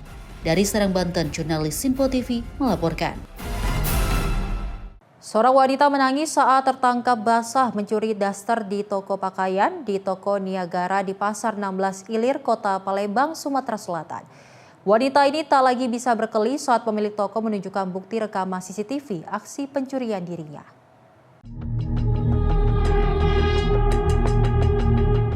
Berbekal lebih dari 5 kali kecolongan dari aksi pencurian pakaian di tokonya, pemilik dan karyawan toko Niagara di Pasar 16 Ilir, Kota Palembang, Sumatera Selatan, berhasil menangkap seorang wanita yang kerap mencuri daster di tokonya. Mereka berhasil menangkap basah pelaku wanita yang kerap mencuri tersebut saat pelaku datang dan ingin mengulangi aksi pencuriannya. Berbekal hasil rekaman CCTV yang merekam pelaku sedang mencuri daster di tokonya tersebut, pelaku yang semula menangis terseduh membantah telah mencuri pakaian, akhirnya tidak bisa lagi berkelih. Pelaku kemudian dibawa ke pos polisi Pasar 16 Ilir untuk diperiksa. Diketahui pelaku yang bernama Desi Arina 45 tahun ini merupakan warga Lorong Berdikari, Kecamatan Seberang Ulu 1, Kota Palembang. Di hadapan petugas, dirinya mengaku jika pakaian yang dicuri itu kembali dijual kepada tetangga dengan harga yang lebih murah. Alasan pelaku mencuri ialah untuk memenuhi kebutuhan hidup sehari-hari dia dengan 4 orang anaknya. Menurut pemilik toko, pelaku sudah terpantau berulang kali melakukan aksi pencurian sehingga membuat toko daster miliknya merugi. Ngambil barang, dibingung anak gua aku. Ada panggilan aku, dari kita budak. Kita budak, mengalami daripada dia dikeroyok, orang rame-rame tino kan. Coba untuk beli. Itu dia sering mendonim. Ring yang ketahuan 4-5 kali lah sudah. Sudah 4 kabur. Lagi ngambil, belum. ketahuan dia tadi jekel di sini udah Sempat digebuk tidak tadi Bang? Pimpin lari ke budak Alat ini aku datang makan berbeli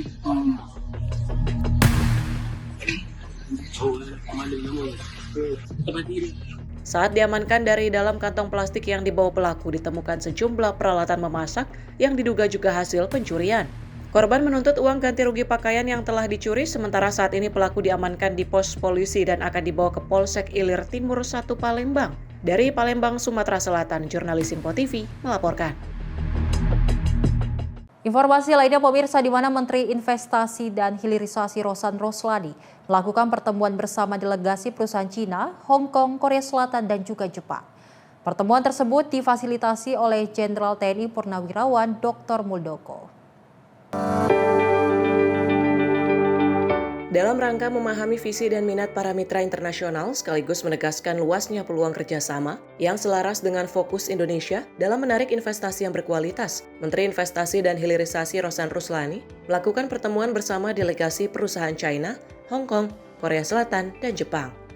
Delegasi tersebut mewakili berbagai sektor strategis, mulai dari pertambangan, energi baru, dan pengembangan kawasan industri, hingga sektor yang dekat dengan kebutuhan masyarakat, seperti rumah sakit, perangkat medis, kendaraan komersial, estetika kesehatan, serta teknologi smart home.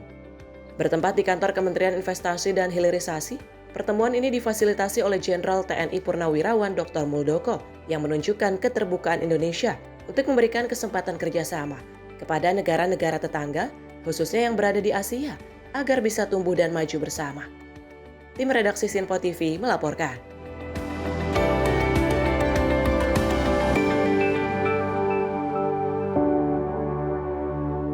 Pejabat Amerika Serikat dan Ukraina menyelesaikan sekitar 4 jam pembicaraan di Florida untuk mencari jalan keluar perang Rusia dan Ukraina.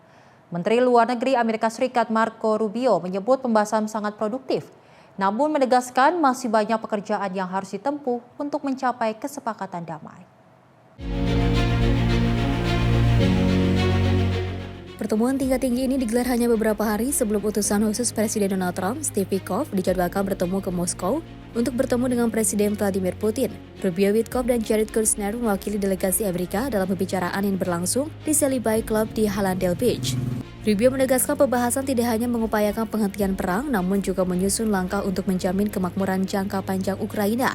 Di sisi lain, Ukraina saat ini tengah mengatasi goncangan politik setelah merebaknya skandal korupsi $100 juta di sektor energi. Presiden Trump menilai masalah tersebut tidak membantu proses negosiasi, namun ia menyampaikan optimismenya bahwa ada peluang untuk mencapai kesepakatan. Ketua Dewan Keamanan Ukraina, Rustem Umerov, menekankan bahwa apresiasi Ukraina atas peran Amerika Serikat dalam upaya perdamaian. Meski demikian, Umerov tidak memaparkan detail kemajuan apapun dari pertemuan. Rancangan rencana damai yang diusulkan Amerika Serikat sebelumnya menuai kritik karena dinilai terlalu menguntungkan Rusia. Di antaranya batasan Ukraina militer Ukraina, pemblokiran keanggotaan NATO, hingga rencana pemilu dalam 100 hari. Beberapa ketentuan tersebut disebut telah direvisi, namun belum ada penjelasan resmi mengenai perubahan yang dilakukan. Dalam usulan baru, pemerintah Amerika Serikat mendorong pembentukan Ukraina Development Fund untuk menggenjot investasi di sektor teknologi, energi, hingga kecerdasan buatan. Amerika Serikat juga berencana menggarap ulang infrastruktur gas Ukraina, termasuk pipa dan fasilitas penyimpanan yang selama ini kerap diserang Rusia. Rubio menegaskan tujuan akhir adalah menciptakan Ukraina yang berdaulat, aman, dan tahan terhadap ancaman di masa depan. Di pihak Ukraina, perubahan susunan negosiator terjadi setelah Kepala Staf Zelensky, Andriy Yermak, mengundurkan diri menyusul penggeledahan anti korupsi. Pertemuan yang akan digelar antara Witkoff dan juga Putin di Moskow diperkirakan dapat menentukan arah baru proses perdamaian. Dan dalam pidatonya, Presiden Zelensky mengatakan pihak Amerika Serikat menunjukkan pendekatan konstruktif. Ia meyakini langkah-langkah menuju akhir perang secara terhormat bisa dirumuskan dalam beberapa hari ke depan. Tim redaksi Info TV melaporkan. Pemirsa, Komisi Kepolisian Nasional atau Kompolnas menilai ada dugaan kelalaian kematian Alex Iskandar, ayah tiri pelaku pembunuhan bocah Alvaro di ruang konseling Satreskrim Polres Metro Jakarta Selatan. Hal tersebut dikatakan Komisioner Kompolnas Khoirul Anam di Jakarta. Menurutnya, Propam dan Irwasda perlu melakukan pemeriksaan internal guna memastikan penyebab kematian pelaku pembunuh anak Alvaro. Komisioner Kompolnas Khoirul Anam menilai adanya dugaan kelalaian dari kematian ayah tiri korban, anak Alvaro, yaitu Alex Iskandar, di ruang konseling Satreskrim Polres Metro Jakarta Selatan. Menurut Khoirul Anam, Terkait hal itu, Propam dan Irwasda perlu melakukan pemeriksaan internal guna memastikan penyebab kematian pelaku pembunuh anak Alvaro tersebut. Untuk pembelajaran melihat peristiwanya dan untuk pembelajaran ke depannya, ya tetap harus ada pemeriksaan ya oleh Propam kenapa itu bisa terjadi, dan ada pemeriksaan oleh Irwasda ya dari syarat-syarat administrasinya kayak apa. Jadi penting untuk membuat terangnya peristiwa dan ngecek bagaimana pengadministrasian sehingga kok terjadi bunuh diri tersebut. Sementara itu, suasana duka masih menyelimuti kediaman nenek dan kakek korban anak Alvaro di Bintaro Pesanggerahan, Jakarta Selatan. Nenek dan kakek korban tersebut hanya bisa meratapi kepergian cucunya sembari menunggu hasil tes DNA agar tulang cucu kesayangannya itu bisa segera dimakamkan. Almarhum sendiri sampai saat ini masih di Rumah Sakit Polri karena belum ada hasil tes dari rumah sakit belum keluar. Dan untuk sementara kita sambil menunggu hasil tes, terus kita menenangkan diri untuk supaya fokus supaya nanti hasil itu tes itu segera kita dapatkan, dan kalau sudah kita dapatkan baru kita urus. Seperti diketahui, Alex Iskandar, ayah tiri anak Alvaro yang merupakan pelaku pembunuhan, tewas di ruang konseling usai dilakukan penahanan dan pemeriksaan oleh Satreskrim Polres Metro Jakarta Selatan. Dari Jakarta, jurnalis Sinpo TV melaporkan. Pemirsa, informasi menarik lainnya akan kami hadirkan usai jeda. Tetap bersama kami di Menyapa Indonesia Pagi.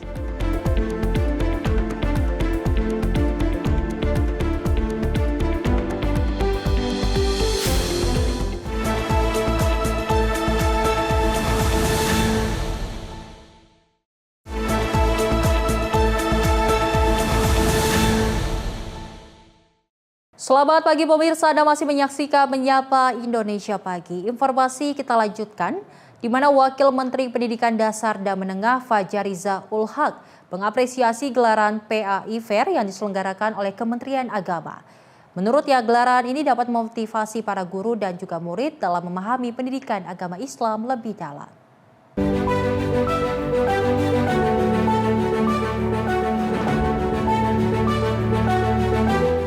Wakil Menteri Pendidikan Dasar dan Menengah Fajariza Ulhaq menghadiri Grand Final Olimpiade Pendidikan Agama Islam 2025 dan doa PAI untuk bangsa di Jakarta pada Minggu 30 November 2025. Wamendagdismen mengapresiasi gelaran PAI yang menjadi bentuk sinergitas antara Kementerian Agama dan juga Kementerian Pendidikan Dasar dan Menengah. Tak hanya itu, menurutnya gelaran PAI ini menunjukkan upaya peningkatan kualitas pendidikan agama Islam di lingkungan sekolah yang dapat memacu inovasi dan motivasi para guru dan murid untuk lebih memahami pendidikan agama Islam. Jadi kami dari Kementerian Pendidikan Dasar Menengah bersama Pak Tony, Kepala Beskap, menghadiri undangan dari Kementerian Agama. Pertama kami menyampaikan apresiasi atas kegiatan ini karena ini menunjukkan sinergisitas ya antara Kementerian Agama dengan Kemendikdasmen.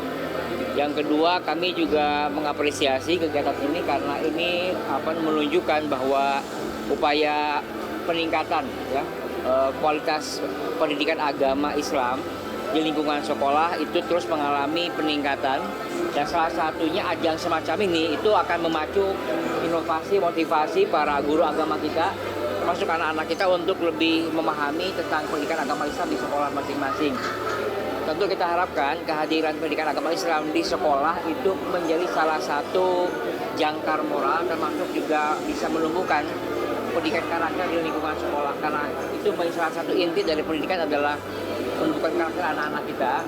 Salah satu sumber ajaran agama Islam yang kita pahami sebagai salah satu agama yang memang menjadi mayoritas, tetapi tentu kita berharap dengan jumlah yang mayoritas ini bisa memberikan dampak bagi kepentingan masyarakat yang lebih luas. Dari Jakarta, Ahmad Amin, Sinpo TV melaporkan.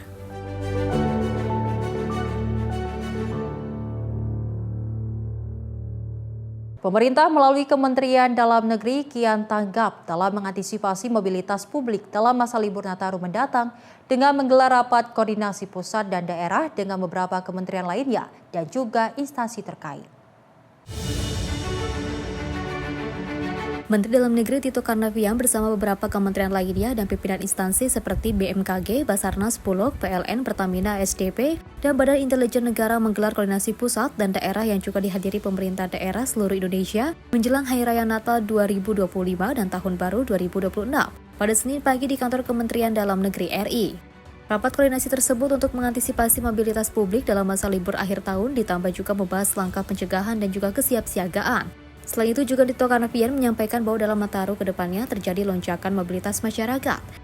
Hal ini ditengarai oleh masyarakat yang akan berpergian mudik dan juga menikmati destinasi wisata demi memanfaatkan libur panjang Nataru, lalu pada akhirnya akan terjadi mobilitas arus balik. Terlebih pemerintah pun juga turut mewaspadai perayaan atau pesta pada Hari Raya Natal dan Tahun Baru yang akan berpotensi menaikkan permintaan terhadap sektor pangan. Karena Natal Tahun Baru ini nanti tetap kita menjaga jangan sampai perayaan Natal Tahun Baru kemudian kita terkena bencana, kita tidak siap.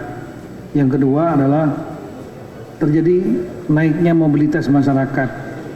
Harus mudik, harus balik, ada yang mau Natalan mungkin ke kampungnya, ada yang ingin libur pulang kampung, atau mau liburan ke destinasi wisata yang lainnya. Nah yang berikutnya lagi adalah kita mewaspadai Natal dan Tahun Baru ini ada perayaan, mungkin ada pesta-pesta, perayaan lain-lain yang itu akan menaikkan demand atau permintaan terhadap pangan. Maka tadi ada stakeholder di bidang pangan, ada Bulog, ada Menteri Kementerian Pertanian, semua tadi kita sudah menyampaikan. Dari Jakarta, Max Monte, Mutia Anggiani, Simpo TV melaporkan. Pemirsa, tim khusus anti bandit Satreskrim Polresta Cirebon, Jawa Barat meringkus 2 perampok sadis kelompok Lampung pada Sabtu 29 November 2025 siang. Selain meringkus pelaku, petugas menyita tas milik korban hingga mobil yang digunakan saat beraksi. Penggerbekan terhadap pelaku perampokan sadis ini dilakukan tim khusus anti bandit Satreskrim Polresta Cirebon di tempat persembunyiannya di daerah Lampung pada Sabtu 29 November 2025. 2 dari 3 pelaku berhasil diringkus petugas di lokasi yang sama, bahkan salah satu pelaku terpaksa dihadiahi timah panas lantaran melawan saat akan ditangkap. Kedua tersangka yakni A dan P merupakan residivis kasus perampokan yang belum genap setahun keluar dari penjara. Keduanya menghabisi nyawa lansia asal Ciamis dengan cara mencekokinya dengan minuman keras yang dioplos pada 7 November lalu. Bahkan saat korbannya kejang hingga tewas, pelaku melucuti harta benda korban berupa emas, uang dan kemudian membuang jasadnya di semak-semak daerah Pantura Arjawinangun, Kabupaten Cirebon. Dalam menjalankan aksi sadisnya, pelaku mencari target secara acak dengan sasaran perempuan atau ibu rumah tangga dengan modus menawarkan tumpangan untuk mengantar korban ke tujuan tersangka, kemudian menjegal korban di dalam mobil dan juga memaksanya menanggak miras, oplosan hingga tewas. Dari tangan tersangka, petugas menyita tas korban serta mobil yang digunakan untuk melancarkan kejahatannya. Kemudian para pelaku ini menawarkan tumpangan dan menawarkan ingin mengantarkan korban yang hendak berangkat pengajian. Setelah di dalam mobil, ketika di tempat sepi, para pelaku langsung memegangi kedua tangan korban dan memaksa korban untuk menenggak minuman keras jenis ciu. Kemudian para pelaku akhirnya mengetahui kalau korbannya sudah tidak bernyawa dan kemudian jasadnya dibawa sampai ke Cirebon. Saat ini petugas masih melakukan pengembangan terkait aksi yang juga ditengarai lebih dari 1 titik. Petugas juga masih memburu 1 DPO lainnya yang sudah dikantongi identitasnya. Untuk mempertanggungjawabkan kejahatannya, tersangka dijerat dengan pasal 338 tentang pembunuhan dan pasal 365 tentang pencurian dengan kekerasan dengan ancaman 15 tahun penjara. Dari Cirebon, Jawa Barat, jurnalis Simpo TV melaporkan. Diduga akibat korsleting listrik pada mesin minibus terbakar di saat melintas di Jalan Gatot Subroto, Kecamatan Curug, Kabupaten Tangerang, Banten pada Senin 1 Desember 2025. Pengemudi minibus dinyatakan selamat, namun korban mengalami kerugian mencapai Rp250 juta.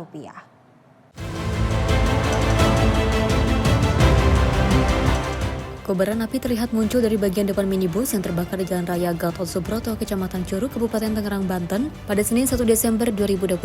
Seorang tangki bahan bakar yang juga ikut terbakar membuat api akhirnya membesar hingga merembet ke bagian interior minibus dan meludeskan sejumlah barang di dalamnya. Api yang terus membesar membuat panik warga sekitar. 1 unit mobil damkar dari Kabupaten Tangerang akhirnya diterjunkan, api berhasil dipadamkan setengah jam kemudian. Petugas damkar mengatakan sebelumnya minibus yang dikendarai oleh Dodi ini melaju dari Jatake menuju pintu masuk tol Bitung, Kecamatan Curug, Kabupaten Tangerang. Namun tiba-tiba keluar kepulan asap dari kap mesin. Pengemudi yang panik kemudian meminggirkan kendaraannya dan keluar menyelamatkan diri sebelum akhirnya api membesar. Diduga kebakaran minibus ini disebabkan adanya korsleting listrik pada bagian mesin karena terkena air hujan. Meski sopir selamat, kerugian ditaksir mencapai 250 juta. Kami terima laporan dari Pusat Op 112 terjadinya kebakaran jenis mobil Innova Hybrid dan personil langsung meluncur ke TKP. Untuk kronologi informasi di TKP dari arah Jatake mau ke Bitung. Kalau untuk penyebab, untuk pemilik mobil diinformasikan dari pengendara lain adanya nyala api di kap mobil depan, di kap mesin mobil depan sudah menimbulkan asap. Setelah itu pengemudi langsung mencari inisiatif untuk meminggirkan kendaraan di tempat area kosong. Setelah itu timbul nyala api besar. Untuk dugaan mungkin arus pendek akibat pengapian mobil tersebut. Untuk korban sementara tidak ada. Untuk kerugian ditaksir kurang lebih 250 juta. Untuk unit yang diterjunkan 1 unit 3 personil. Untuk proses pemadaman kurang lebih 30 menit. Setelah dilakukan pemeriksaan, bangkai kendaraan kemudian diamankan ke Polsek Curug. Peristiwa kebakaran minibus ini masih dalam penyidikan unit Reskrim Polsek Curug. Dari Tangerang, Banten, jurnalis Simpo TV melaporkan. Pemirsa, hujan deras disertai angin kencang yang melanda kota Depok, Jawa Barat sepanjang sore pada Senin 1 Desember 2025 membuat atap salah satu rumah warga di Sukmajaya, kota Depok, Jawa Barat ambruk. Beruntung kejadian ini tidak menimbulkan korban luka maupun jiwa.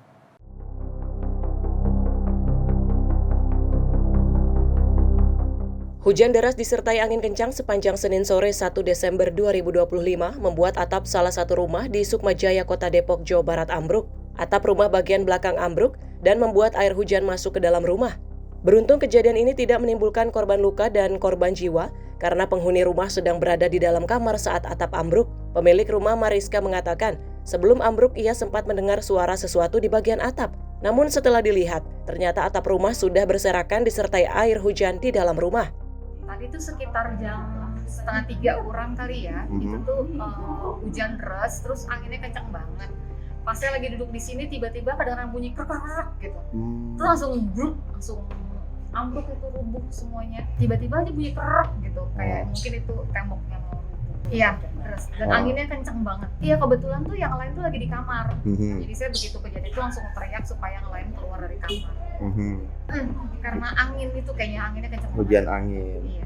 Yang lain itu banyak juga kerusakan, cuma temboknya sih nggak rubuh ya, cuma rata-rata tuh kayak asbesnya keangkat, ada yang jadi air semua masuk. Tetap rumah-rumah lain juga airnya masuk, cuma karena Ethernetnya juga jebol karena ketimpaan asbesnya atau segala macam.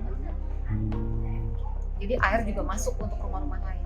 Belum begitu lama dari hujan itu sih, belum bilang mungkin sekitar 15 menit atau mungkin setengah jam, pokoknya nggak terlalu lama dari mulai hujan terus tiba-tiba itu.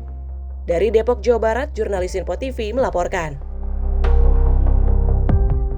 Pemirsa, belasan remaja ditangkap tim patroli Polsek Jagakarsa, Jakarta Selatan bersama barang bukti senjata tajam sesaat terlibat tawuran di Jalan Warung Sila, Jagakarsa, Jakarta Selatan pada Minggu 30 November 2025. Didampingi orang tua, para pelaku tawuran tersebut kemudian digelandang ke Mapolsek Jagakarsa. Inilah video aksi tawuran dua kelompok remaja yang pecah di kawasan Warung Sila, Jagakarsa, Jakarta Selatan pada Minggu 30 November 2025 dini hari. Mereka saling serang, mempersenjatai diri dengan sejumlah senjata tajam berupa golok dan celurit berukuran besar. Tim patroli Polsek Jagakarsa yang berada di lokasi membubarkan dan menangkap belasan remaja pelaku tawuran tersebut.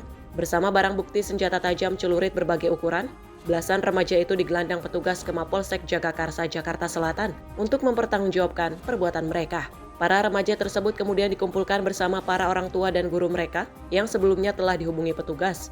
Guna memberikan efek jera, belasan remaja yang masih di bawah umur dan masih duduk di bangku sekolah ini diminta untuk sungkem meminta maaf kepada orang tua dan guru-guru mereka dan berjanji untuk tidak mengulangi perbuatan nakal mereka. Kemudian kita amankan 11 orang.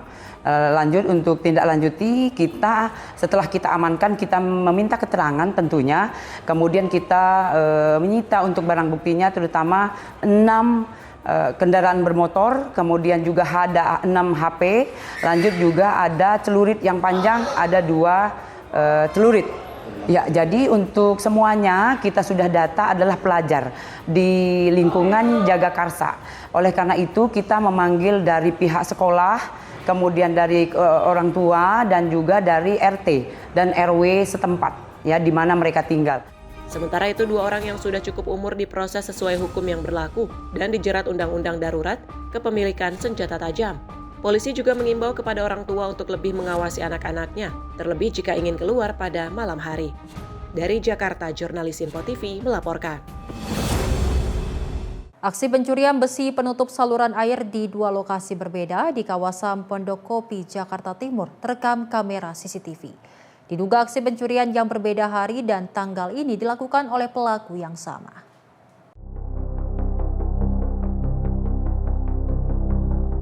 Pencurian besi penutup saluran air terjadi di 2 lokasi di kawasan Pondok Kopi, Duren Sawit, Jakarta Timur. Aksi pencurian terekam kamera CCTV pada Rabu 19 November dan Sabtu 29 November 2025.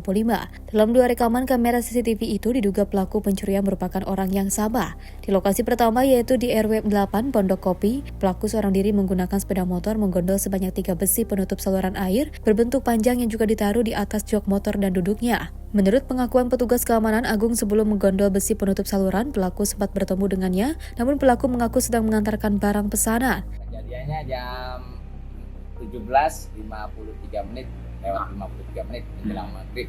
Kondisi jalanan sepi, siap, sempat saya tanyakan sedang apa, dia jawab sedang order. Dan saya langsung muncul ke pos 5, pergantian pertukaran tip. Yang diambil apa sih Bang? Besi untuk menutup got. Oh gitu. Saluran air. Abang kenal sama pelaku? Enggak kenal, baru pertama lihat. Siap, udah sama komandan keamanan langsung dilaporkan pada saat kejadian. Oh gitu. Besinya itu panjangnya totalnya 3 meter, satunya 1 meter. 3 Oh 3 penutup. Nah, satu penutupnya itu 1 meter. Apakah di sini sering Pak kejadian ini? Udah, jarang. Oh jarang. Kali ini aja? Iya, baru kali. Sedangkan untuk lokasi pencurian besi penutup saluran air yang kedua terjadi di RW 4 Pondok Kopi. Pelaku yang diduga mengendarai motor metik yang sama mengambil 4 penutup saluran air yang berada di depan rumah warga dengan memanfaatkan kelemahan petugas keamanan yang sedang istirahat. Ya, awalnya kebetulan saya baru aja pergi jam 4 setengah 5 itu baru jalan keluar. Kemudian di rumah juga kebetulan ada tukang ngerjain itu keramik. Itu juga baru pulang gitu. Terus tiba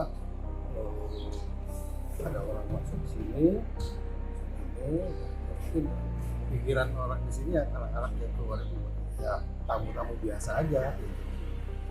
Tahu cuma ada yang itu, nah, ketahuannya setelah anak-anak kecil itu main ya masuk itu belos gitu. Udah tahu-tahu dilihat udah 4 biji yang hilang gitu. Enggak, ada hari yang sama. Diambil semua. Ya. Pelakunya kelihatannya naik motor merah dan itu pelannya udah ketahuan. Iya. Di berapa kali? 13.7 berapa ini? 5 Yes. Lagi sepi. Biasanya anak-anak sini, anak-anak kecil tuh keluar jam-jam 5-an gitu. Jam 5-an mereka pada main gitu. Ada yang main sepeda, ada yang main rumah. Ini masih kan rumah masih baru-baru ya. Cuma saya aja paling tua di sini kan. Di sini klaster ini kan baru setahun juga ya. Dari 2 aksi pencurian tersebut, pelaku membawa lari sebanyak 7 penutup saluran air dan kejadian ini akan segera dilaporkan ke pihak kepolisian agar tidak terjadi pencurian kembali dan warga merasa aman. Dari Jakarta, jurnalis Info TV melaporkan. Menteri Pendidikan Dasar dan Menengah atau Mendikdasmen Abdul Muti menegaskan telah mengalokasikan dana sebesar 13,3 miliar rupiah untuk membantu para siswa yang terdampak bencana di 3 provinsi, yakni Sumatera Utara, Sumatera Barat, hingga Aceh.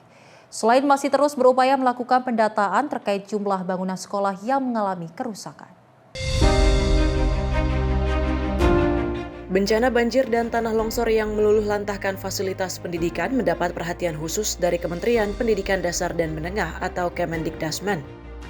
Menteri Pendidikan Dasar dan Menengah Abdul Muti saat ditemui di Hotel Borobudur, Jakarta Pusat, Senin malam, turut menyampaikan bela sungkawa yang mendalam atas bencana yang mengakibatkan ratusan orang meninggal dunia.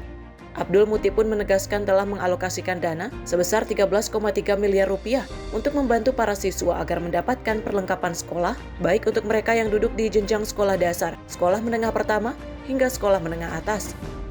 Selain masih terus berupaya melakukan pendataan terkait jumlah bangunan sekolah yang mengalami kerusakan, Kemendikdasmen juga akan menyusun langkah-langkah agar proses pembelajaran terhadap para siswa terdampak bencana bisa tetap dilakukan, meski harus berada di tenda pengungsian. Ini kan kami masih melakukan pemetaan, tim kami masih berada di lokasi di 3 provinsi untuk melakukan pendataan sekolah-sekolah yang rusak, kemudian juga yang kedua melakukan pemetaan apa yang perlu kita lakukan untuk memberikan kesempatan bagi anak-anak untuk tetap bisa belajar. Kemudian yang ketiga, kami juga berusaha untuk nanti memberikan layanan psikososial, tapi yang sudah kami siapkan dan insya Allah nanti juga akan kami distribusikan. Pertama adalah bantuan school kit, baik untuk jenjang SD, SMP maupun SMA.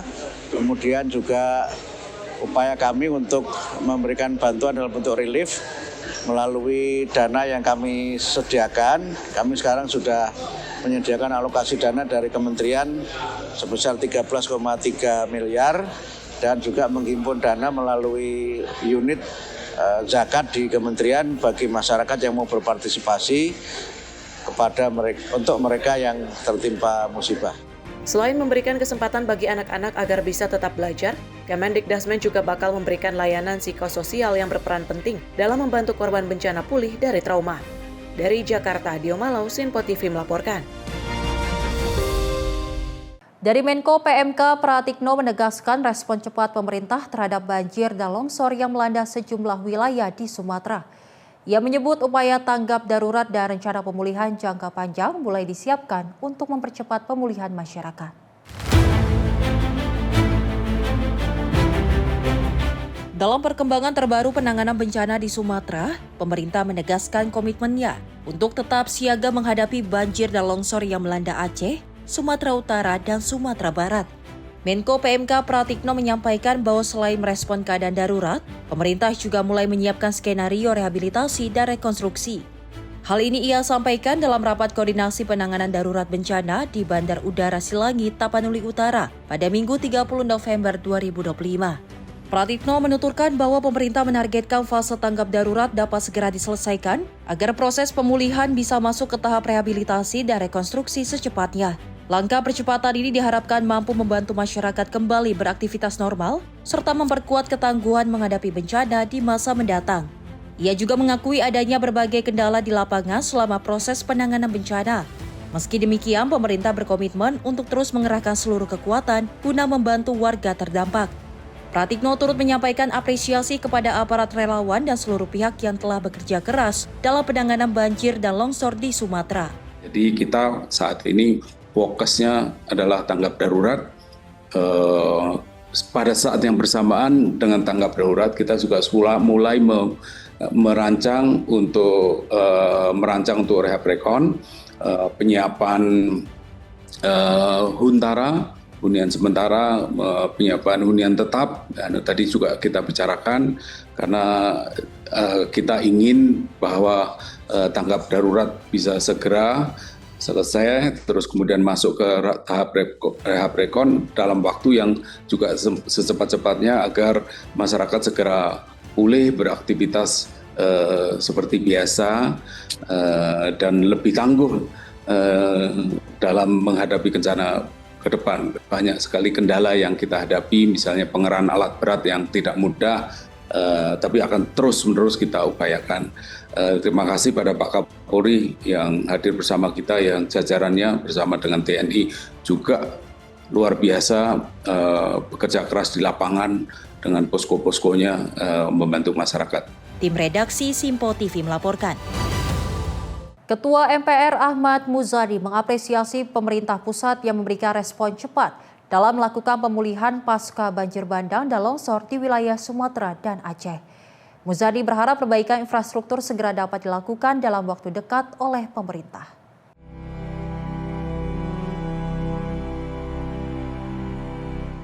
Sejumlah rumah, sekolah, dan akses jalan terlihat rusak parah usai terkena banjir bandang serta longsor di wilayah Sumatera Utara, Sumatera Barat, hingga Aceh. Namun pemerintah pusat kini telah bergerak cepat dalam melakukan pemulihan, seperti memberikan bantuan berupa kebutuhan pokok, menghidupkan listrik yang sempat padam, dan menghidupkan sinyal komunikasi. Tindakan pemerintah pusat tersebut disambut baik oleh sejumlah masyarakat terdampak serta pimpinan MPR. Ketua MPR Ahmad Muzadi menyebut dengan adanya bantuan dari pemerintah pusat, sehingga diharapkan perbaikan infrastruktur segera terlaksana dalam waktu dekat. Saya kira berita-berita tentang bencana yang terjadi di Aceh, Sumatera Utara, dan Sumatera Barat sangat memprihatinkan, memakan korban begitu banyak sampai ratusan orang.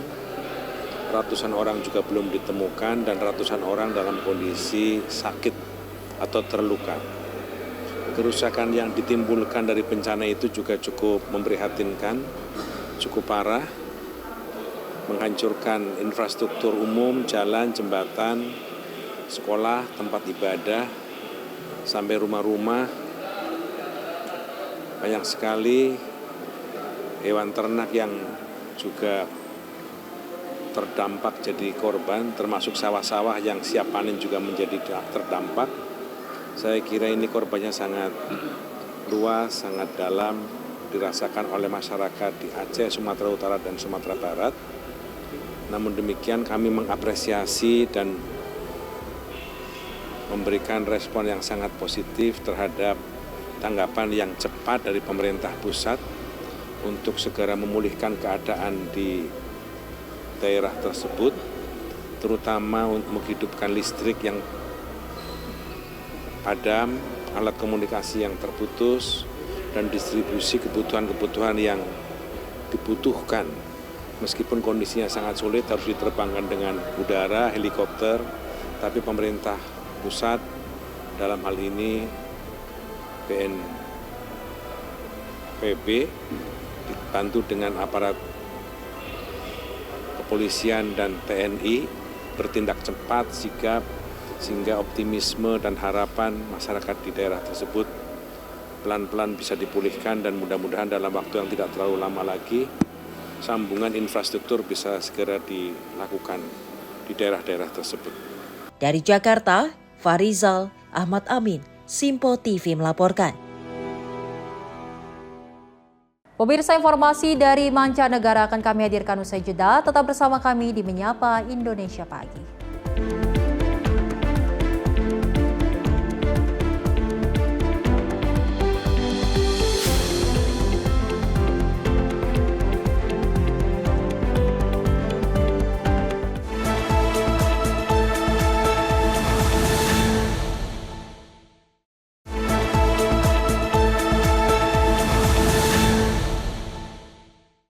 Terima kasih pemirsa, Anda masih menyaksikan Menyapa Indonesia Pagi. Informasi kita lanjutkan, di mana seorang pemuda Palestina di Gaza mengubah kendaraan personil lapis baja milik Israel yang rusak menjadi stasiun pengisian daya ponsel.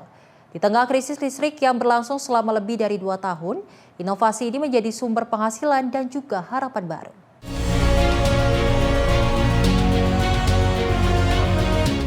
Inilah rekaman yang menunjukkan sebuah kendaraan personil lapis baja milik Israel yang rusak berada di bawah atap bangunan yang telah hancur, dengan warga menunggu giliran untuk mengisi daya ponsel mereka. Kendaraan itu dimodifikasi menjadi stasiun charger dipenuhi perangkat listrik, stop kontak, dan panel kabel yang tertata di bagian dalamnya. Pendiri inisiatif Yahya Izek mengaku bahwa proyek tersebut sangat menantang, namun ia merasa bangga dapat menciptakan masa depan baru dan sumber penghasilan bagi dirinya dan saudaranya. Izek menjelaskan bahwa gagasan itu muncul setelah ia memasang panel surya di atap rumah tetangga, lalu menarik kabel ke dalam kendaraan untuk menyiapkan titik pengisian daya. Ia mengungkapkan bahwa ia kehilangan seluruh anggota keluarganya akibat perang dan hanya ia serta saudaranya yang selamat. Kendaraan itu dipilih bukan karena latar belakang militernya, melainkan sebagai sarana untuk bertahan hidup dan mencari penghasilan. Proyek ini muncul di tengah krisis listrik berkepanjangan di Gaza yang telah berlangsung lebih dari 2 tahun. Hancurnya infrastruktur energi dan absennya solusi jangka panjang memaksa warga hidup hampir tanpa pasokan listrik. Akibatnya mengisi daya ponsel menjadi tantangan harian bagi masyarakat Gaza. Tim redaksi Simpo TV melaporkan. Ratusan anggota Serikat Pekerja Migran Indonesia gelar doa bersama untuk 7 warga negara Indonesia yang menjadi korban dalam kebakaran apartemen di Hong Kong. Mereka mendesak pemerintah setempat memberikan perlindungan bagi para penyintas. Rekaman video menunjukkan para pekerja migran menggelar doa serta membawa bunga dan mainan ke Tugu, peringatan darurat untuk mengenang para korban. Juru bicara Serikat Pekerja Migran Indonesia mendesak otoritas untuk memberikan keringanan biaya penggantian dokumen resmi yang hilang dalam kebakaran. Ia menegaskan para PMI bukan hanya bekerja di Hong Kong, namun juga mengorbankan hidup mereka. Para PMI di Hong Kong mengaku sangat bersedih karena banyak teman dan keluarga PMI hilang dan belum ditemukan. Sementara itu, pimpinan Serikat Pekerja mendesak pemerintah Hong Kong mengizinkan para penyintas untuk tetap di kota tersebut agar dapat memperoleh pekerjaan kembali. Hingga kini jumlah korban tewas dalam kebakaran apartemen bertingkat itu telah meningkat menjadi 146 orang dengan sedikitnya 79 korban luka termasuk 12 petugas pemadam kebakaran. Polisi telah menyelesaikan penyisiran 4 dari 7 gedung yang terdampak dan memperkirakan pemeriksaan penuh akan memakan waktu 3 hingga 4 minggu. Kebakaran yang menjadi tragedi terburuk sejak 1946 itu terjadi di kompleks Wang Fuk Chong. Penyidikan mengenai penyebab dan juga penanganan insiden terus berlanjut. Tim redaksi Simpo TV melaporkan. Pemerintah Sri Lanka mengumumkan status darurat nasional setelah siklon Ditwah memicu banjir besar yang melanda sejumlah wilayah. Ratusan orang dilaporkan tewas sementara ribuan warga terpaksa mengungsi.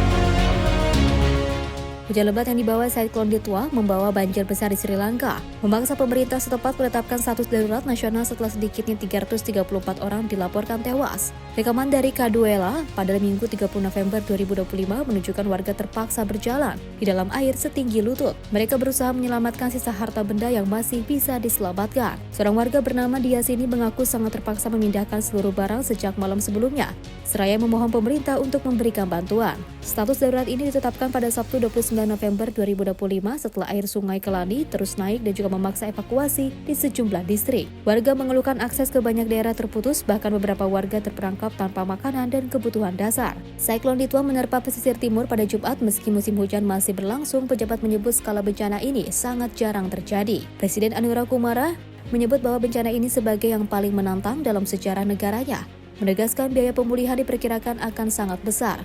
Pusat Manajemen Bencana menyatakan sekitar 20.000 rumah hancur, memaksa 108.000 warga untuk mengungsi ke penampungan milik pemerintah, sementara sepertiga wilayah Sri Lanka tanpa listrik atau air bersih dan sekitar 400 orang masih hilang. Otoritas memperingatkan hujan lebat masih akan terjadi dalam beberapa hari ke depan. Pemerintah meminta bantuan internasional serta dukungan masyarakat Sri Lanka di luar negeri. Tim redaksi Simpo TV melaporkan.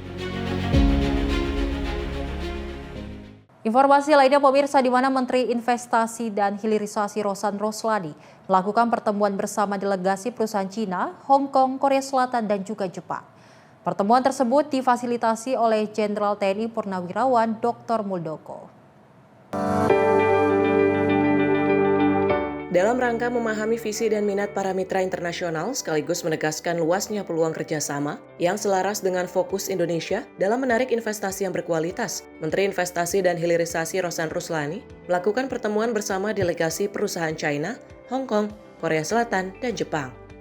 Delegasi tersebut mewakili berbagai sektor strategis, mulai dari pertambangan, energi baru, dan pengembangan kawasan industri, hingga sektor yang dekat dengan kebutuhan masyarakat, seperti rumah sakit, perangkat medis, kendaraan komersial, estetika kesehatan, serta teknologi smart home.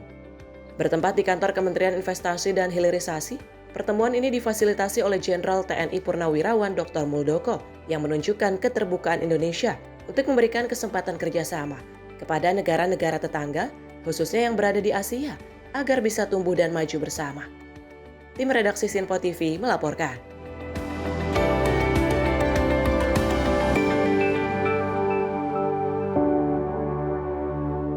Pejabat Amerika Serikat dan Ukraina menyelesaikan sekitar 4 jam pembicaraan di Florida untuk mencari jalan keluar perang Rusia dan Ukraina.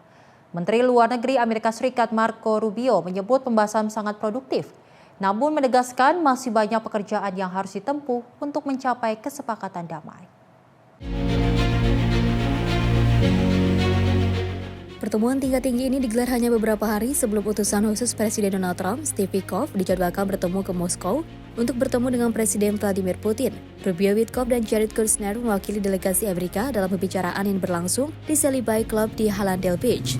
Rubio menegaskan pembahasan tidak hanya mengupayakan penghentian perang, namun juga menyusun langkah untuk menjamin kemakmuran jangka panjang Ukraina. Di sisi lain, Ukraina saat ini tengah mengatasi goncangan politik setelah merebaknya skandal korupsi $100 juta di sektor energi. Presiden Trump menilai masalah tersebut tidak membantu proses negosiasi, namun ia menyampaikan optimismenya bahwa ada peluang untuk mencapai kesepakatan. Ketua Dewan Keamanan Ukraina, Rustem Umerov, menekankan bahwa apresiasi Ukraina atas peran Amerika Serikat dalam upaya perdamaian. Meski demikian, Umerov tidak memaparkan detail kemajuan apapun dari pertemuan.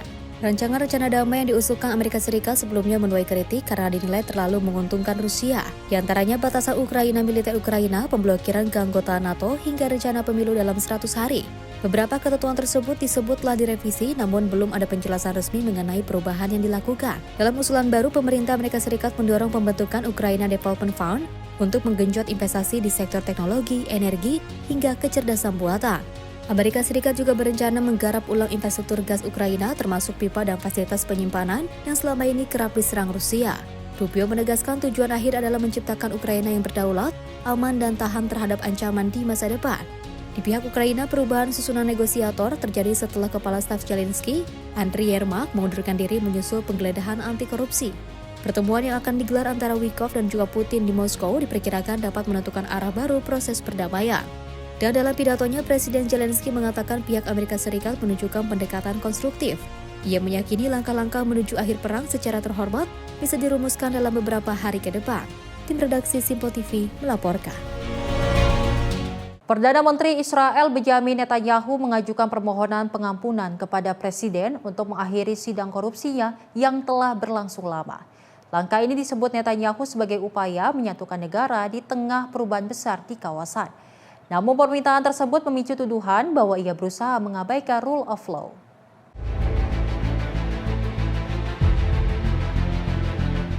Kantor Perdana Menteri menyatakan bahwa Netanyahu telah mengirim permohonan resmi kepada bagian hukum di kantor Presiden. Kantor Presiden menyebut permohonan itu luar biasa dan memiliki implikasi signifikan. Netanyahu merupakan satu-satunya Perdana Menteri aktif dalam sejarah Israel yang diadili atas kasus korupsi.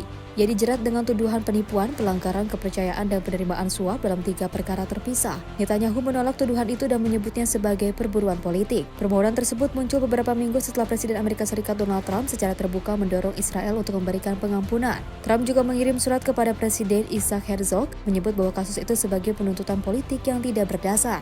Dalam pernyataannya, Netanyahu menyebut sidang tersebut memecah belah bangsa dan kewajiban hadir di persidangan 3 kali seminggu menyulitkan dirinya untuk memerintah.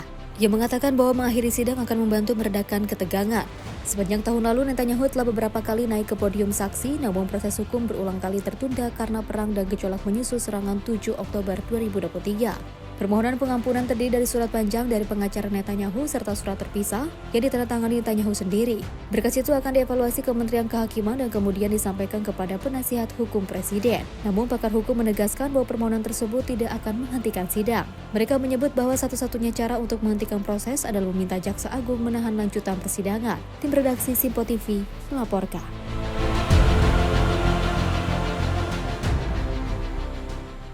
Pemirsa, Persatuan Wartawan Indonesia menggelar kick-off Hari Pers Nasional 2026 di alun-alun Kota Serang, Banten. Acara ini dihadiri oleh Kepala Kepolisian Republik Indonesia Listio Sigit Prabowo dan Gubernur Banten Andra Soni.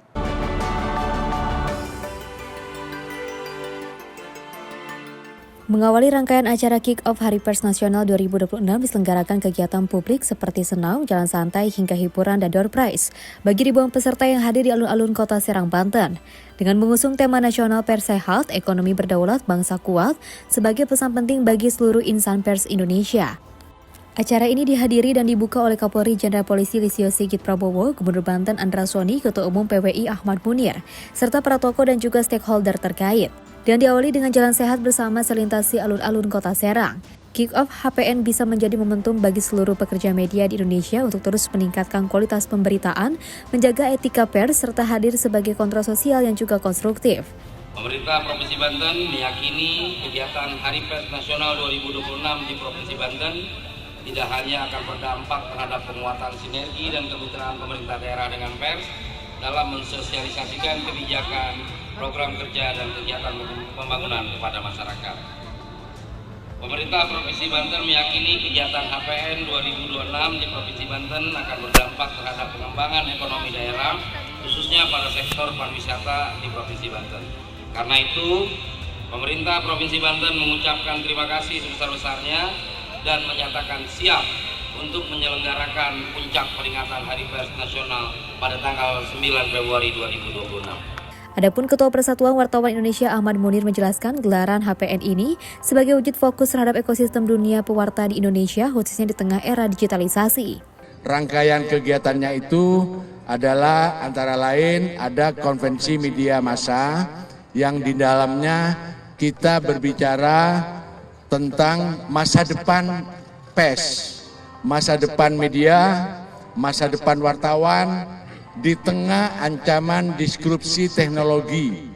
Kita saat ini sedang mengalami sebuah perubahan besar terhadap landscape industri media yang berpengaruh terhadap kelangsungan hidup media. Sementara itu, Kepala Kepolisian Republik Indonesia Jenderal Polisi Listio Sigit Prabowo memastikan sinergitas antara pewarta dan institusi Polri menjadi semakin erat guna menyiarkan berita yang diterima usai melewati verifikasi faktual dan juga aktual. Kami dari institusi Polri, kemitraan dengan teman-teman dari media tentunya menjadi hal yang sangat penting karena di satu sisi betul yang disampaikan oleh Bapak Ketua Umum PWI bahwa saat ini kita sedang menghadapi era di mana penggunaan teknologi informasi sangat luar biasa dan ini tentunya berdampak kepada munculnya fenomena citizen journalism di mana semua masyarakat yang memiliki gadget bisa menjadi sumber berita, bisa membuat berita dan bisa men-share informasi ataupun berita yang tentunya isinya perlu diverifikasi. Kick-off Hari Pers Nasional diselenggarakan ini sebagai rangkaian acara utama Hari Pers Nasional yang akan jatuh pada tanggal 9 Februari 2026 yang rencananya akan dihadiri oleh Presiden Prabowo Subianto yang akan diselenggarakan di Serang, Banten. Dari Serang, Banten, Max Munte Azul Hakim, Simpo TV melaporkan. Pemandangan baru kini muncul di jalan-jalan Iran. Dari balik jendela kendaraan, terlihat semakin banyak perempuan melintas tanpa hijab dengan rambut terurai. Fenomena ini menandai perubahan besar di ruang publik. Kewajiban hijab telah ditetapkan selama 46 tahun di Iran. Pada masa paling ketat, polisi dan pasukan Basiji dari Guard Revolusi aktif mengawasi setiap helai rambut yang terlihat. Namun setelah kematian Mahsa Amini di 2022, protes nasional mendorong banyak wanita untuk menolak aturan itu secara terbuka. Seorang analis Iran, Holly Dagres, mengatakan bahwa pada 1999, membiarkan sedikit rambut keluar dari hijab akan segera mengundang teguran dari warga atau polisi moral. Namun kini, wanita dan gadis Iran dilaporkan secara terbuka melepas hijab di jalanan. Otoritas Iran dikabarkan kewalahan menangani jumlah pelanggar yang terus meningkat. Mereka khawatir jika menindak terlalu keras pada saat negara menghadapi pemadaman listrik, krisis air, dan ekonomi yang memburuk, masyarakat dapat kembali turun ke jalan. Di sekitar Tahrir Square di kaki pegunungan Alborz, gadis-gadis muda tanpa ragu melepas hijab setelah keluar dari sekolah. Mereka berlari di antara mobil, tertawa, dan membawa proyek seni mereka. Wanita dari segala usia melenggang tanpa hijab di Bazar Tahrir, bahkan di dekat kubah biru makam Imam Zadeh Saleh. Dua petugas polisi terlihat hanya berbicara satu sama lain, membiarkan para wanita melenggang begitu saja. Sebuah pandangan yang menandakan perubahan atmosfer di Teheran. Tim redaksi Simpo TV melaporkan.